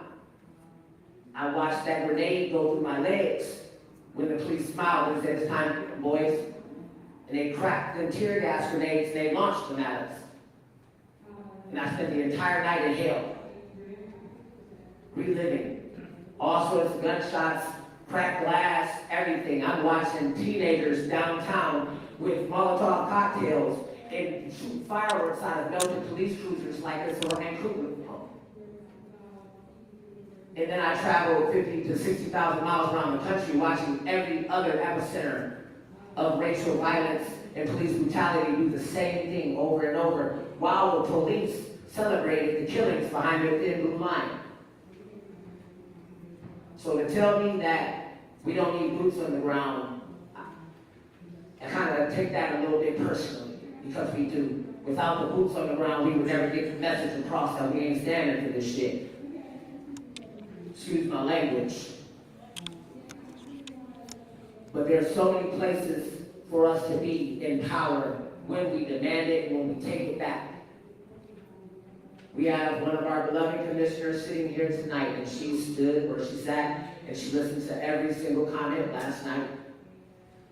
You know, Kelsey Purdue, she's doing her thing here. I appreciate her and the work that she does. She's been working for us and with us in the communities. She lives in one of the neighborhoods. She actually takes care of business. Commissioner Womack was just where I left, talking for the families. We have a new commissioner, Mr. Kilgore, in the back. So these are the opportunities that we have instead of asking all these questions to out loud or crying about it. We can literally talk to the people because they're coming to us. Now the question is, once you cross over that barrier, you automatically kind of become an enemy of sorts. Not that guy. But we need to know that you're actually doing the work for us. Otherwise, you won't be there. And we'll have to just come to do the work for us. These aren't threats. This is just the way that this country works and our system works. And in order to battle this sickness, you have to take it seriously. If you don't take it seriously, it's going to consume you. Thank you. All right, thank you, Ken. All right, so with that, that concludes the community testimony portion of the agenda. Next, I'd like to welcome up Mr. Attorney Carlton Mayers. He's going to walk us through a quick strategy session. We're going to allow you all to provide some feedback through an interactive tool called Mentimeter. And so Carlton's going to provide some instructions. We have some volunteers in the room who will be able to assist as well. So let's go ahead and welcome up Mr. Carlton Mayers.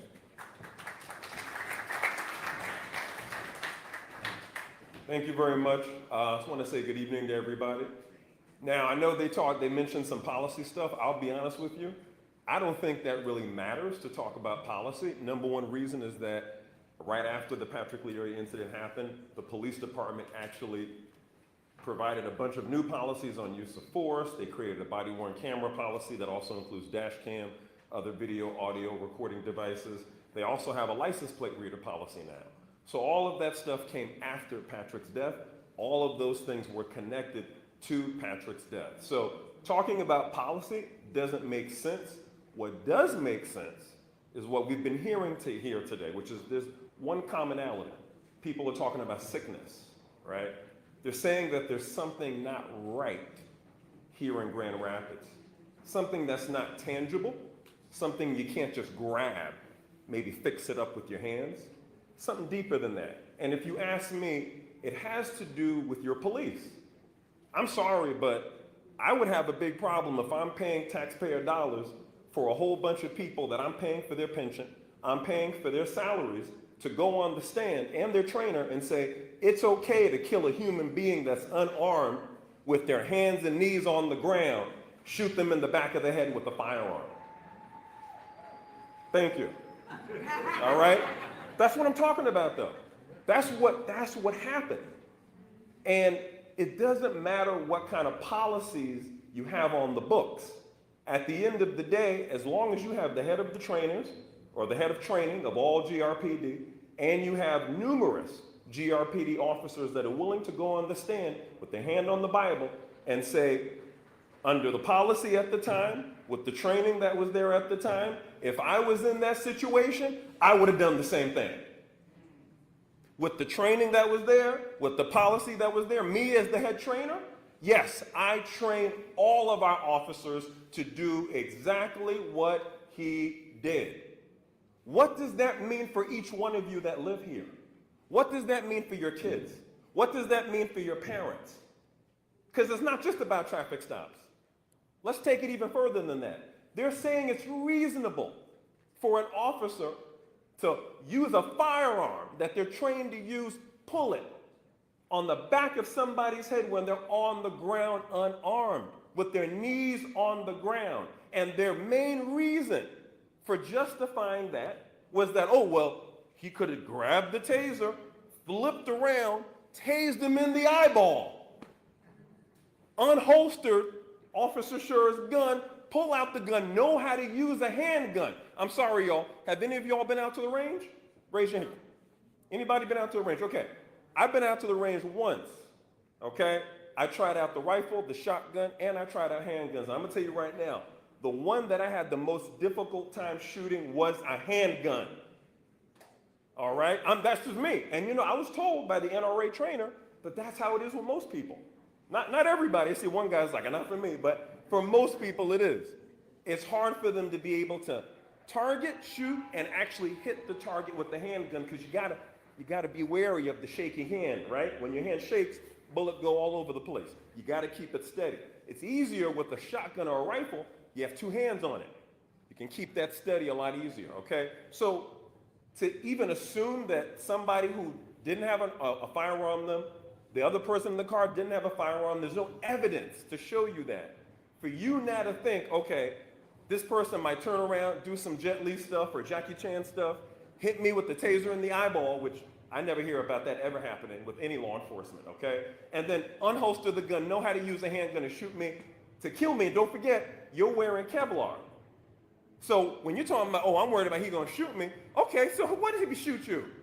All right, you're wearing Kevlar. It's gonna hurt, but you're gonna live, okay? If you're worried he's gonna shoot you in the head, once again, like I said, it's really difficult unless you're skilled to hold a handgun and shoot somebody in one of the smallest parts of their body, their head, rather than in their torso, okay? So I'm just saying, It sounds like a bunch of BS to me. It sounds like if you're paying taxpayer dollars for this, then it's time I want a refund. I'm sorry, that's just how I feel about it. It should not be okay for any of you to think that any of those police that took the stand that are still patrolling your streets today, and the trainer who's training not only those people, but all those new officers coming in under the new policy, right? He's training them too, so that now they can come up with excuses under the new policy to say it's okay that I can shoot somebody in the back of the head when they're unarmed. That's a problem. That's a sickness. That, to me, is the sickness that has been talked about tonight. It lies with your police. You have a group of them in there that you now know who they are. They went on the stand. There's probably other ones. Don't forget, Schurr used to be a field training officer. That means that he's trained a bunch of these officers out here. So when they saw him, they were like, not him. He trained me. And I would do the same thing he did.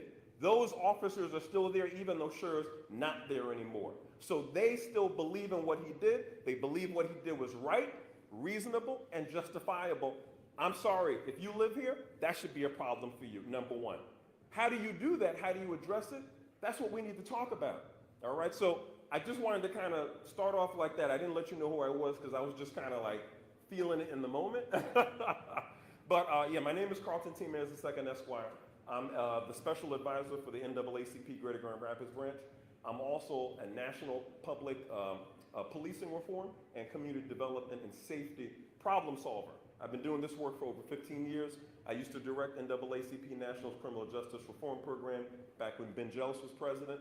I co-authored NAACP's Born Suspect, had an end racial profiling report for state and local police. Did that. After that, I was an attorney at Thurgood Marshall's law firm, NAACP Legal Defense Fund. And I worked there under Charlotte Eiffel, worked on the Ferguson and Baltimore consent decrees. We did our own pattern of practice investigation of the North Charleston, South Carolina Police Department after Walter Scott's death. I also worked on Eric Gardner's case, did a whole bunch of lobbying on the Hill for federal policing reform legislation, a lot of which is now in the George Floyd Justice and Policing Act. And I also did a whole bunch of work with President Barack Obama and his administration for at least 5 years, respectively, with NAACP National and Legal Defense Fund, working on several White House policing reform efforts, most notably the 21st Century Policing Task Force report recommendations. So I've done a lot of work with police, and I'm gonna tell you right now, that's not policing, okay? That's execution style. Somebody like that needs to be locked up, not just sued, okay? So this is your community, okay? You have to live with this going forward. Your kids do, your grandkids, etc. So you just gotta kind of keep that in mind because this trauma is now a part of your community, but it doesn't mean it has to stay that way. It's all about how can we transform it into something more constructive. So that's what we're gonna talk about today with the time we have left. We have an exercise here, I call it a game. How many of you have a cell phone, a camera phone? You raise your hand, please. Okay, all right. Excellent, so most of you do, okay, so you're gonna need it. So what we're gonna do today is we're going to utilize interactive technology and we're gonna use it to, oops, sorry, I'm trying to, Kareem, I might need you to help me out with your laptop here on how it operates. I'm trying to, okay, there we go. There we go, I got it. All right, I got it, thank you, thank you. Okay, so I'm just gonna explain this real quick. What this is an exercise where you're gonna use your phone. As you can see, there's a QR code right here. If you could please scan that QR code. What will happen is that once you scan it, what this question you see here, the screen that says, what does justice look like from here? You should be able to see that on your phone with 3 boxes. Those 3 boxes are where you're gonna submit your answer. Now, once I click the letter C, that's when you'll be able to start submitting answers. Right now, when you look at it, it should say that you're not able to submit answers right now. Now, if you don't have a phone, if you have like, let's say a laptop or another Wi-Fi device like a tablet, you can also go to www.menti, that's M like Mary, E-N like Nancy, TI.com. So www.menti.com. And if you go there, you'll see a screen, you put in the code 13984135. I'm gonna say it one more time. The code is 13984135. So if you want, Yeah, really quick, the code is also on the screen, and for those of you who do not want to provide comment via this tool, in the packet that you received when you came in today, there's a paper form. So you can put your remarks there on the paper form. We'll have some volunteers collecting those as we go through the activity. and so what we're gonna do is this. Once I click C, you're gonna have 4 minutes to submit as many answers as you want to the question. What does justice look like from here? You're only gonna be allowed 25 characters. That's about 5 words at most per box. So we're gonna try to keep it short, but kind of like really hit to the point on what you think the answer should be. Once the 4 minutes is up, Kareem and I are going to then reflect on what we see, and then we're gonna throw it to all of you to then kind of talk about it, if you'd like, on what shows up here, or what does not show up here. Carl, for the sake of time, let's keep it closer to 2 or 3 minutes. 2 minutes? Okay, all right. For each question. Okay. And then if you do need an ink pen, just please raise your hand. This gentleman will be passing around ink pens. And one other thing, what you'll notice is that once we start, like people start submitting answers, you'll see that some words are bigger or some terms are bigger than others. The way this works is that when people submit the same answer, those terms or words get bigger on the screen. So it gives you a gauge here in the audience, all of us in real time, where people are opinion-wise when it comes to answering this question, okay? So I'm gonna get started. We're gonna start it at, oh, any questions before we get started? Let's see your hand. I think that's it. And then also, Okay. just so everyone knows, everyone's answer will be anonymous, so. Thank you, right, most importantly. They're all anonymous. Yeah, so when you submit an answer, we're all gonna see the answer that you submit. What we're not gonna see is who submitted the answer. So it allows everybody to be candid. If you're cursing, I'm gonna let you know right now, we have a filter for that. And even if it gets through, we're gonna block that out. But beyond that, be candid. We're here to really try to come up with solutions in an honest way as one community. All right, so I'm gonna get it started. And I'm gonna put it for 2 minutes. Okay, we're going right now. So start submitting answers. And if you need any help, raise your hand. We have volunteers that can help.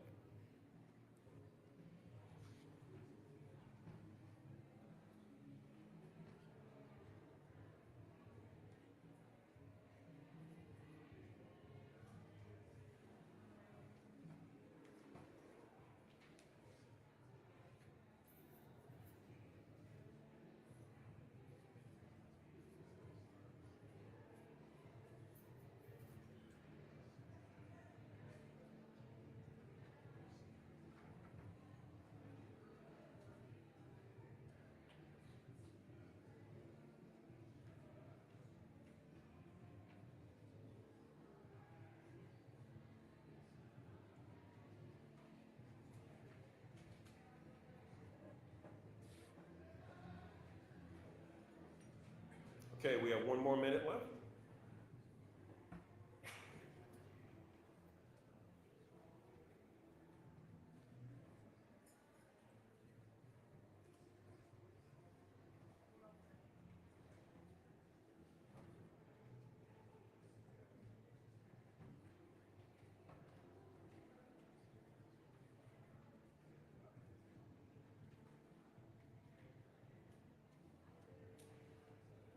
All right, 30 seconds left.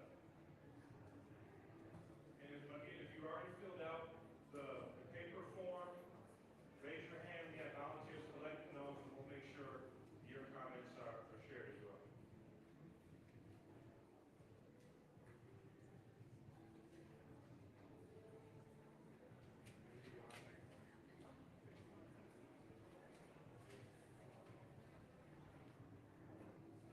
One, and okay, that's it. We have all of the answers now. If you try to submit now, you're not going to be able to. It's locked up. So let's look at what we got here. So the question is, what does justice look like from here? Okay, now what I'm going to do is I'm just going to give you just my top 3 categories, and then I'm going to let Kareem kind of give some his perspective, and then we're going to throw it to all of you. And if you want, you can say some stuff about this too if you'd like, and try to help us kind of connect the dots on this. So No, obviously, like remember what I said before, the more that people submit the same answer, the bigger that those words are going to be on the screen. So when we look at which ones are the biggest words, right? What do we see here? We see accountability, okay? We see plan, we see retrial, we also see conviction. I think that's reparations and new systems. Now, in my opinion, the number one thing I'm seeing out of this is that people want to see some kind of action, right? They don't want to just have people show up, have meetings like this, and then say, okay, we had a good conversation. They want to see something more than that. Now, what that looks like, it sounds to me as if we're still trying to figure that out. There's a lot out there. I saw there was something around mental health systems. There was something related to civilian oversight. There's also the Attorney General, a retrial, et cetera. So I'm just going to put that. Kareem, you want to say a bit more? Yeah, I'll just add just a couple of points. I think one that stands out to me, Carlton, is police accountability, which makes me think of the Office of Oversight and Public Accountability. How can we get the most out of that office, right? I think there's an opportunity for folks in community organizations to really better collaborate with that office for true police accountability. I see some other progress. I think is another one that stands out. Be intentional, not scared. I think that's a key as well. Okay, so let's throw it to the audience now. What is it that that you see up here you want to talk about, and maybe there's something that's not up here you want to talk about? So do we have a microphone for this one? Thank you. I see one thing I think it needs to be addressed through the whole situation, just plain and simple, my brother, common sense. Okay, do you want to say a little bit more about that, or you say common sense? Common sense is just doing what's right. Doing what's right, knowing what's right, use your common sense. It's just as simple as that, really. Right. You know, that's all I'm gonna say. Want to hand it back? Oh.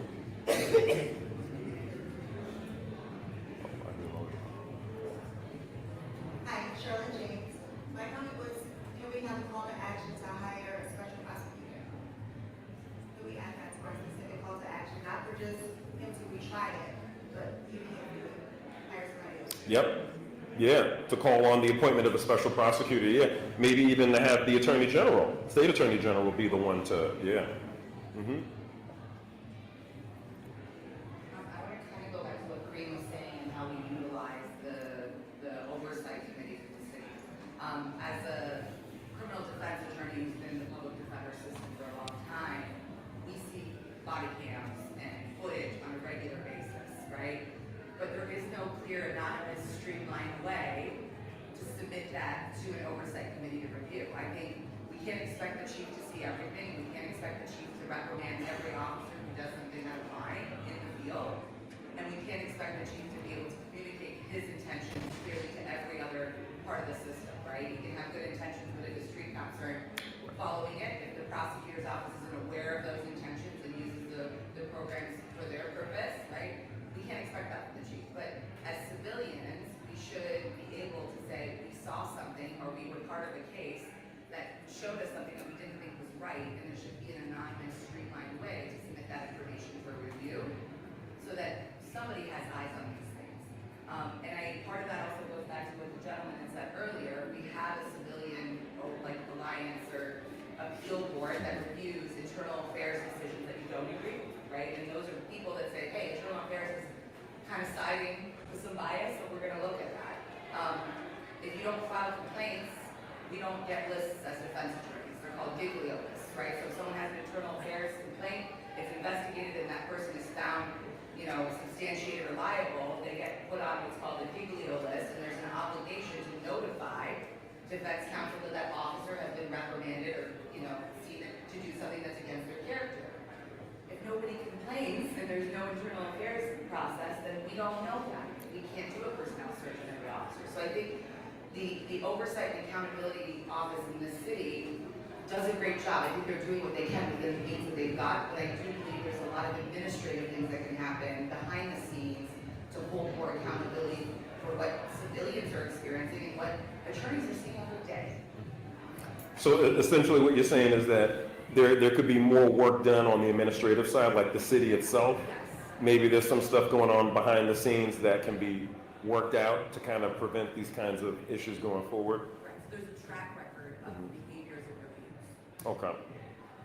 Yeah, so the Office of Oversight and Accountability and Internal Affairs, I don't think that they're like really representative of like the community control of police that we need, especially right now, you know, with this situation being as blatantly unjust as it is. And so you're saying community control police you think would be something that we need so civilian oversight to kind of. What we have for the oversight, because like it runs through an AI, those like things that it sends in to, and it's not working. Yeah. No, thank you. We're gonna have what, maybe one more, and then we'll move on to the next one. Oh, okay, all right. Sorry. Yeah. I just want to say, justice, I feel like we live in a city that is for and by the suburbs. What we do, suburbs is making decisions about what happens to us, the citizens of this city.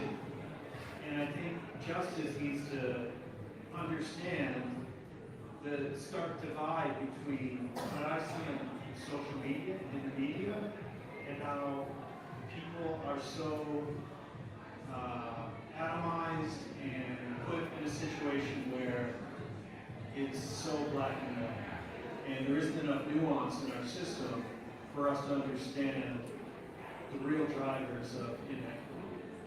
I didn't say that as well as I wanted to. Thank you.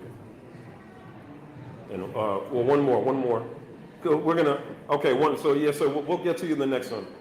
We got to move to the next slide. Yes, I want to let you know, we've had body cams, police department have had body cams for a long, long time. But anything that men can turn on and off when they get ready, and it's no good. You need to have, and the people, your sergeant and lieutenant need to turn on when you leave on your shift, and it cannot be turned on no more until after your shift. That's accountability. Yep. And you actually raise a good. Well, we're gonna give it to him after the next one. We'll give it to you on the next one. We're gonna have more opportunity. But that's a good point you made, because the body-worn camera was turned off. It was deactivated during the scuffle with Patrick. And according, I guess, to the chief and GRPD, that specific design of body-worn camera cannot just turn off with like a quick touch. It has to be about, 3 pounds or something of weight. It has to be pressed on it for a while. And they deliberately bought that design because they wanted to show intent anytime an officer deactivated the camera, because I think at that time, under the administrative policy, which was all that existed for body-worn cameras, in order for you to deactivate your body-worn camera, you had to first get approval from your supervisor.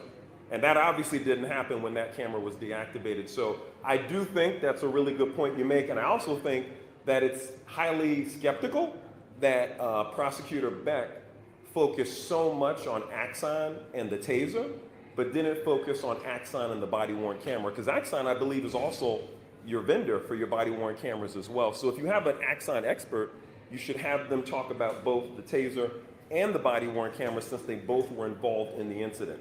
But the body-worn camera deactivation, for some reason, was left out of the case completely, and I thought that was another reason why it made it easier for the jury to potentially say, he's probably not guilty under, the circumstances, because they didn't talk about the body-worn camera deactivation, the amount of pressure it would take to deactivate it, which would then show proof of intent to take it off, so that you're about to do something that you don't want recorded, right? So that's where Prosecutor Becker potentially could have taken it, brought witnesses, the chief, city manager, MSP, to kind of probably speak to that as well as being a policy violation, right? As to why they justified him being fired.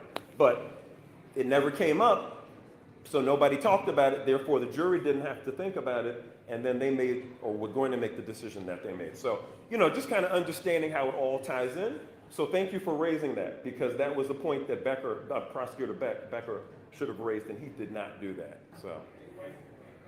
Real quick, before we move forward, just want to share some of the comments from some of the paper forums. We have real justice for all. We have someone who just says awful, awful. No justice for the black and brown community, even when you have video. Crazy, unbelievable. And that's all we have. Okay, thank you. So we're going to move on to the next slide. We only got 2 more, and the next one we do is going to be multiple choice. It's going to be fun. It'll be, really easy for you to do that one. This one is going to be like the last one.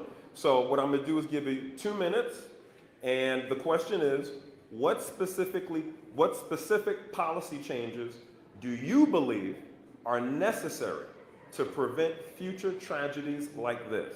So we're going to do 2 minutes. You can now submit your responses.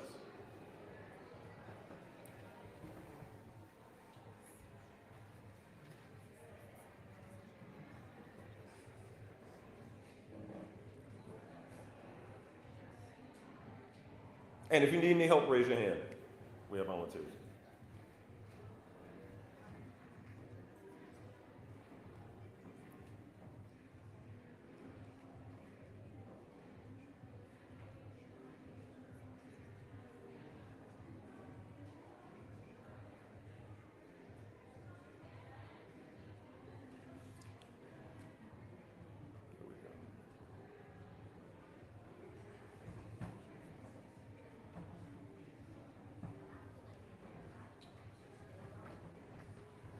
And thank you to whoever just did the thumbs up. I forgot to mention that.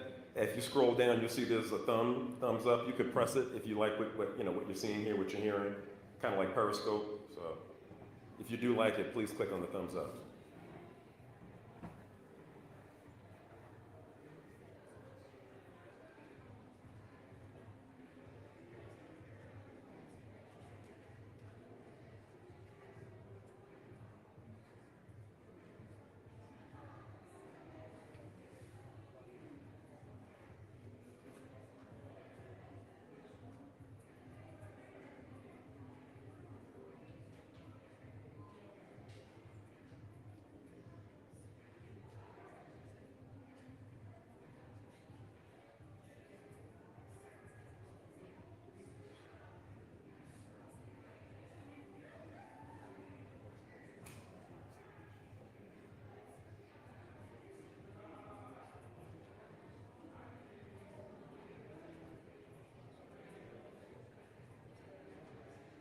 Okay.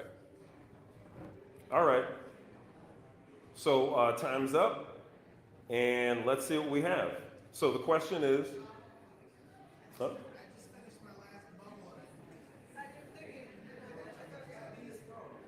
Yeah, wait, is everybody good, or is it, yeah? Okay.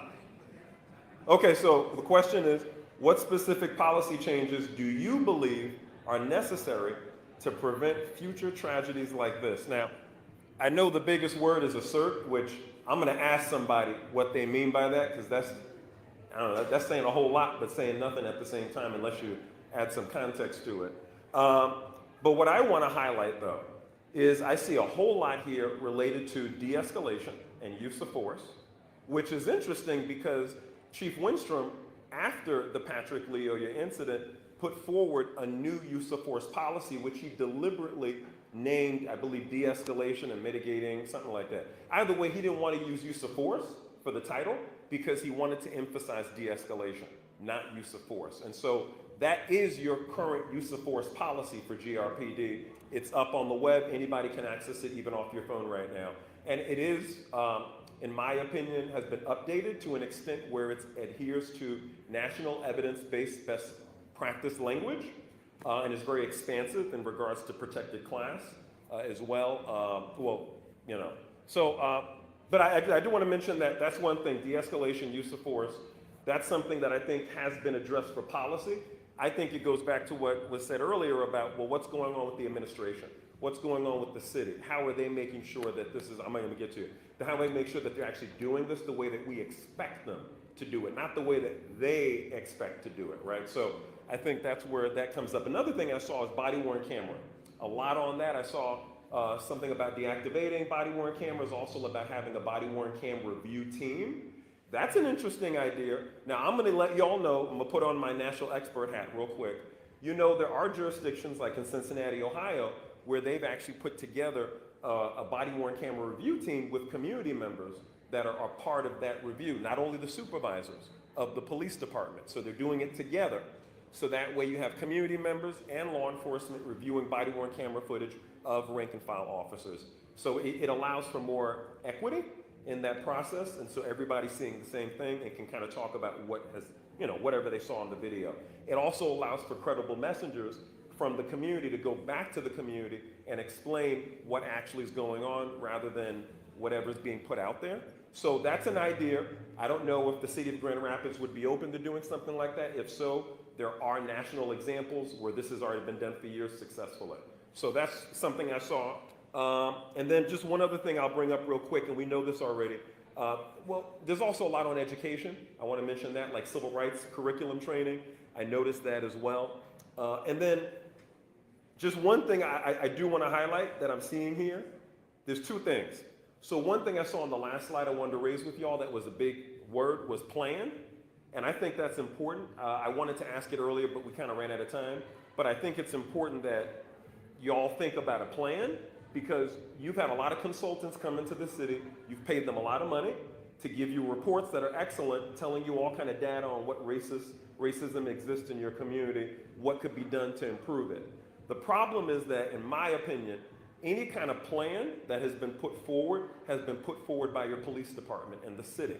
I know GRPD has a strategic plan that community groups were trying to work with them on, and it really was a police-centric plan. It was not a community-centric or community safety-centric plan where you're looking at alternatives to policing to address certain kinds of issues in the community with youth, mental health, senior citizens, etc., people with drug addiction, etc.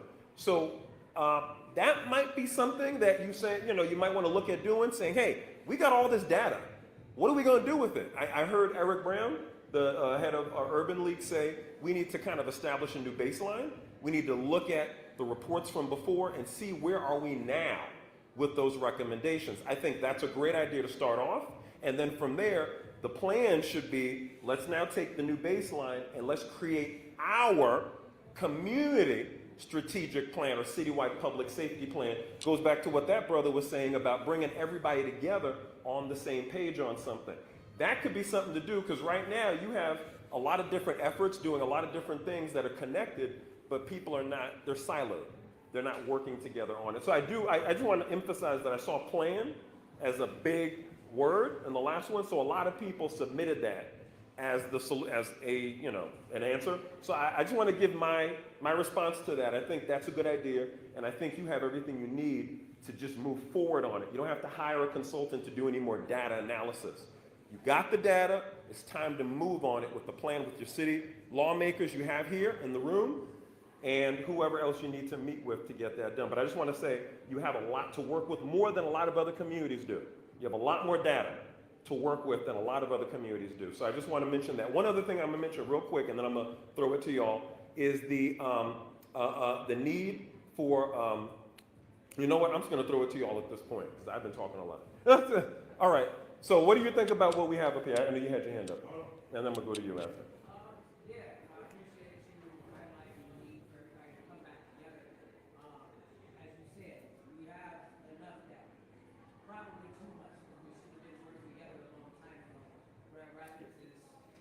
Grand Rapids is known for being in silos ever since they apparently built that S-curve, and they cut right through one of the most prominent black communities in the city. We know that that's intentional. We've been fractured, and 2 years ago I spoke down at City Hall when the participatory, no, not that one. It was Sidewalk Detroit. They came and they were doing one of these conversations. They were doing the surveys. They were doing the data points. And this is structural, yep, that one, right? So I was teaching the neighborhood associations and the walk and talk folks on how to get out of your silos.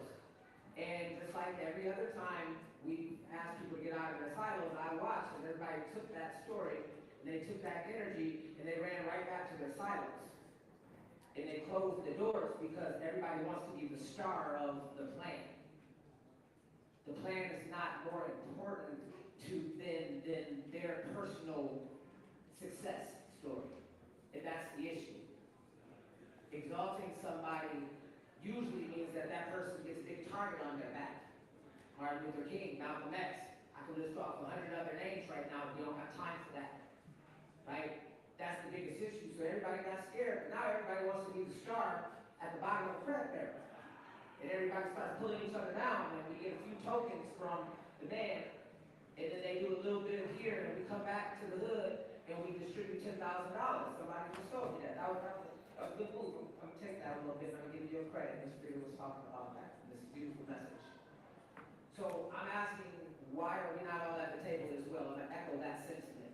And there needs to be a few organizations, followed by their constituents, followed by the people, or we're coming to the people that are there, because there has to be somebody on the inside fighting. Otherwise, what are you doing on the inside aside of being selfish? Right? We have enough data, we have enough people, we have enough marchers, we have enough people making phone calls and all of that stuff. Now, we never truly have enough, but we do. And it's time to get going. Right? Come to the table. We've been there. Thank you. And I know this gentleman here, you wanted to say something. And then also, yeah. I just want to say a couple things. One thing, we got 2 officers killed in Grand Rapids. 2, not only 1. We had 2. 3. Well, probably more than the ones in the headlines right now that's going to court and stuff like that. Like the Lyoya case and the Lyoya case. Right? In both cases, which I've been reviewing and looking at, is that the officers' camcorder, some kind of way, went off, was cut off at critical parts of the killing. You know, I think that needs to be addressed. Number one, so we got some big business to do about police reform in Grand Rapids. Because first of all, they're saying now that it's okay to shoot an unarmed man down on his knee in the back of the head. I don't believe that's right. There should be a policy against that. And then in the Lyoya case, police ran over a person with a car. An unarmed person with a car. Although he was free and stuff, he ran him over and killed him. So they apparently is trying to say that it's okay for an officer to use a car to kill a person too. So those 2 cases, we need to work together and try to do something about it. That's all I can say. I'm willing to bring to my support, you know, whatever we have to do. That's my bottom line. Thank you. Thank you so much.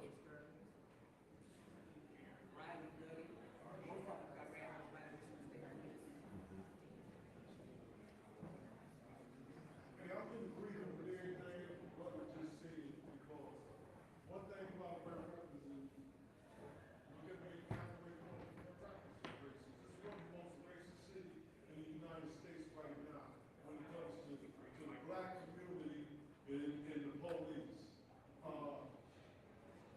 I believe in prevention, stopping things before it starts. We've been knowing this has been a problem for the homies. But we don't come together until something happens, and then we say, hey, let's do something, let's talk about it. It's too late for talking. You know, that doesn't already happen. We need to get up and do something as a whole. Because when I stand up and I got people behind me, and you got people behind you, we got a force. But we don't use that. Why? Because somebody has always said, hold on, let's corral. When something happens, okay, get them together, take them down the Rosa Park, and let them get out there, get them on the mic, and it's over with. I got it out, I went down there and I said this. But the same thing remains. The police they killing our kids, they beating our kids up, they putting cases on them that don't exist. And we just stand back letting it happen year after year after year after year. You know? But until we come together, I'm starting to think that we can't come together because we're not coming together. I'm talking to the police in the building.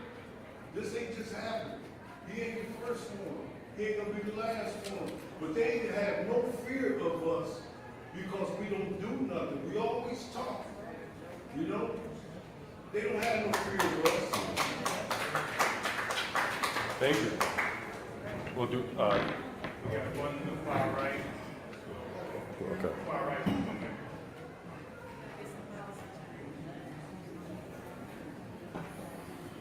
Thank you. My name is Russell. I serve on the Civilian Appeals Board for the city. I'm a former chair of the Civilian Appeals Board. And I want to speak towards a couple of the things that I've seen through this evening through that lens. I know you talked about the de-escalation policy, the new policy that's in place. I've been on the board and been to use of force trainings through the Grand Rapids Police Department at least once a year since 2017. The policy changes that have happened have not been significant enough to prevent this from happening again in the future. That is wrong.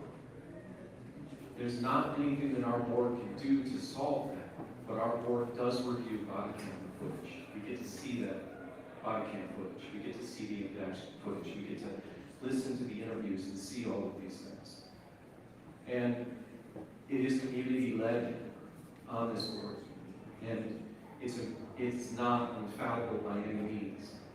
But it gives, if we can't see it, we can't bring voice to it. The bad things that are happening in these policies. So I encourage anyone to please use the system that's there for anything that we can in order to bring light to the problems that are happening. Because the policies that are changing and the de-escalation that is in place is still not enough.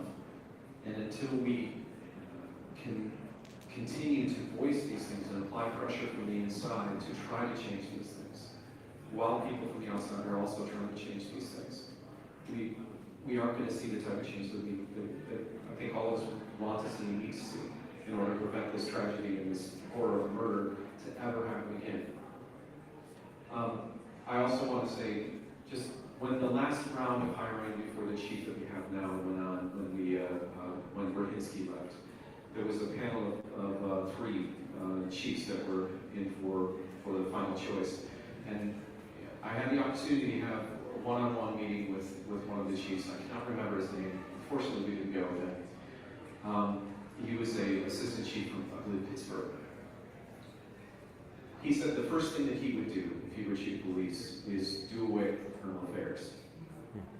Because he cannot trust police to review themselves. And I think from what I have seen, I would absolutely agree with him. It's not possible to take that bias out of it. It's just not. And I think that should be also something that we should look at. There are plenty of models around the United States where that is the case. And we should investigate that as well. Thank you. Thank you very much. Yep. Let's go. Okay, yeah, he had his hand up, yeah. Good evening. I wanted to revert back to something you said earlier about policy. First, I say this with all humility, but it goes to, and I just making a statement. I'm a licensed firearm instructor. I'm a licensed de-escalation trainer, and I actually teach on deadly force. And if you have the eye and the ears of police chiefs as well as police, this might be a question posed to Chris Becker as well, something that never came up in the trial. As you stated, Officer Schurr was worried that he would be incapacitated and Patrick would take his taser. I would strongly encourage you guys to inquire what type of holsters do the GRPD use, because most law enforcement use level 2 or level 3 holsters, which means there's 3 different techniques it takes to get that firearm out before it can even be used. Wow. And if he had a level 3 holster on, with Patrick on the ground, there was literally no way he could have gotten his gun out of his holster. And even if he were incapacitated with the taser, that man still would have had to know what mechanism to press, what button to release it, and is dang near impossible if you don't have training with firearms. So that's a question that I feel you guys should pose to them. Thank you so much for that. Thank you very much. That was very, very good feedback. Okay, we're going to get to you. We're going to get. Thank you. So, as one of your commissioners in the charter, it's really defined that we're really the legislative arm, we're the policy people. I've seen here that one thing that I've noticed that I would love to support, but we're not allowed to, is like a community policing model where folks who live within the community are serving as officers. That legislation is at the state level. I believe the last change to that was in 1999. So that's why it's deeply important to engage in policy and elected leaders at every level, because things that are affecting our city as a city legislator, we're not allowed to do because state law, we have to follow state law. So I'd love to have more people who want to serve their communities with badges, but we can't say you have to live here. So that's a good thing to note, and I'm very happy to see that, and I would support it once the state moves it. Thank you. Thank you so much. Thank you. Who we have? Do we have somebody else? Yeah, okay. Hi, my name is Raven, and I feel like we should defund the police.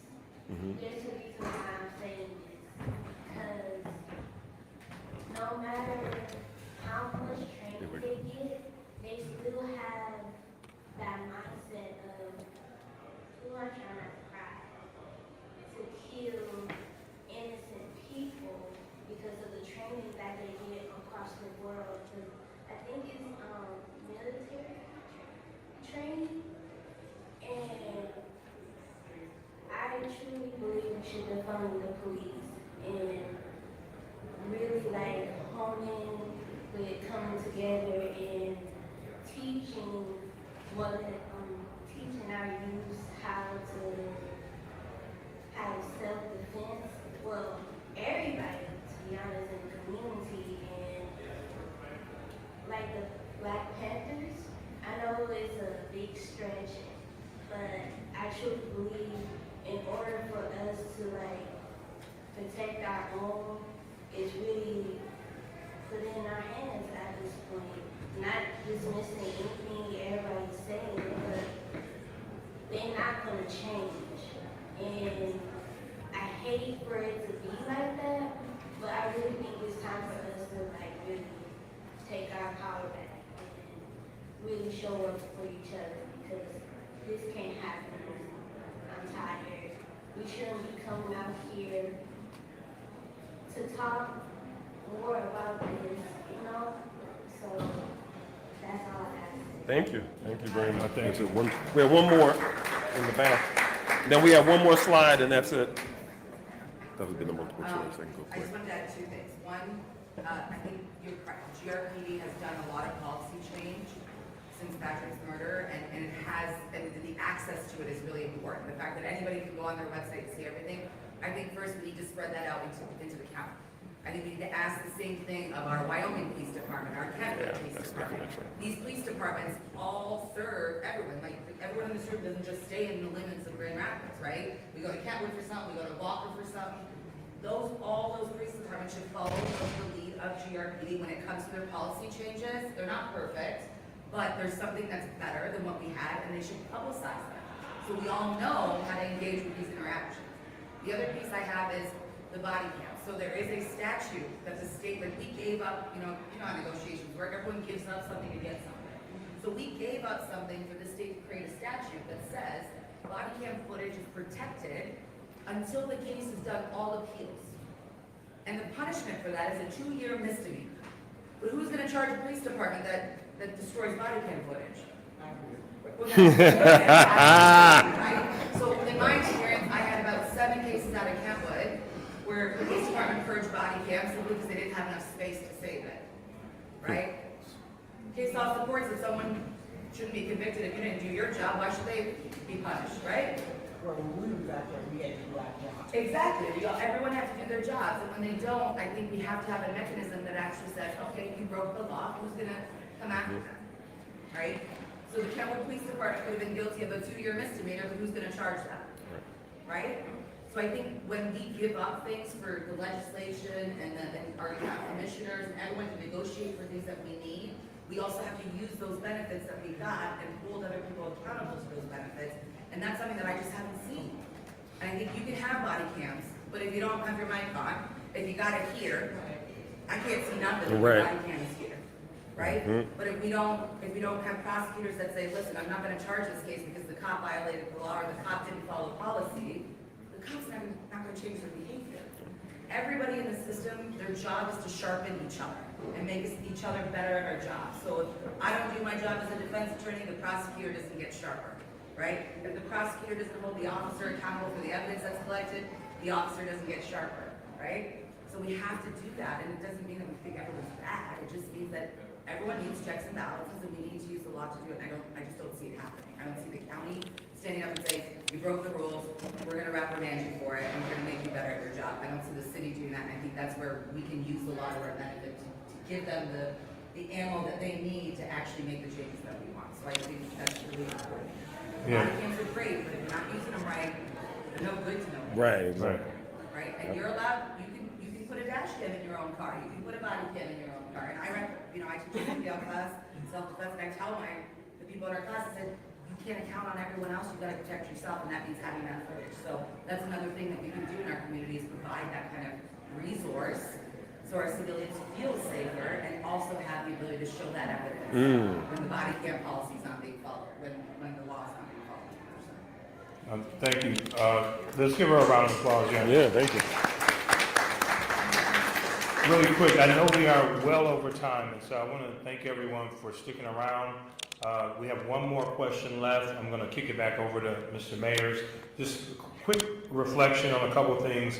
One thing that I don't think we touched on was permanent records for GRPD. And so I believe the way the current bargaining agreement stands, correct me if I'm wrong, anyone in the room, but I think those police records are only on file for, is it 2 years? 2 years. And so I think that I mean, I don't know what leverage we have in terms of collective bargaining agreements, but that's at the union level. And so with that information, we could have went back and checked these officers' records prior to 2 years back. One last thing before we move forward, community-owned safety. I want to remind you all of an initiative a couple of years ago called the Community-Owned Safety Coalition. I was a part of that. NAACP played a huge role in that initiative, where the goal was to amend the city charter language to lower the minimum from the city budget that goes toward public safety. Grand Rapids, out of all the cities in the United States, contributes much more to their public safety budget than other cities. I believe it was a minimum of 36%. And we analyzed that with cities that were much larger, much more dangerous, and 32%. Thank you for that correction, Marshall. But we looked at Dallas and others, New Orleans, these cities that are much larger and much dangerous, and they were all close to lower 20s or lower than that. So I think there's an opportunity to revisit that initiative as well, the Community-Owned Safety Coalition. You can find more information online about that. Thank you very much. All right, so we're gonna move on to the last one, the last slide here. And, okay, so this is gonna be more of a multiple choice response. So you only get to select one response out of all the ones that are, there we go. So all the ones that are provided to you on the phone. So once I click C, I'll give it 2 minutes for everybody to respond. And then after that, we'll look and see what the responses are. So the question is this: how should we, as a community, apply sustained pressure for accountability, right? So we talked about a whole lot today. We even talked about some solutions that are up here. So let's see how people rate which one we should move forward on. All right, so 2 minutes starting now.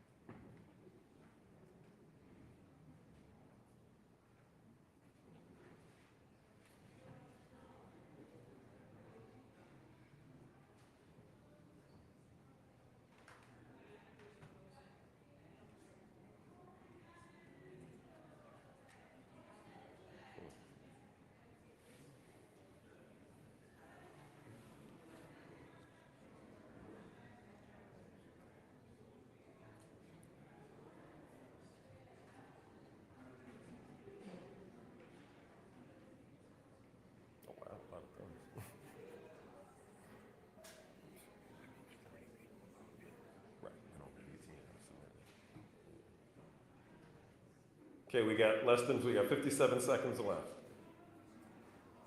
And thank you for the thumbs ups. A lot of good thumbs ups up there.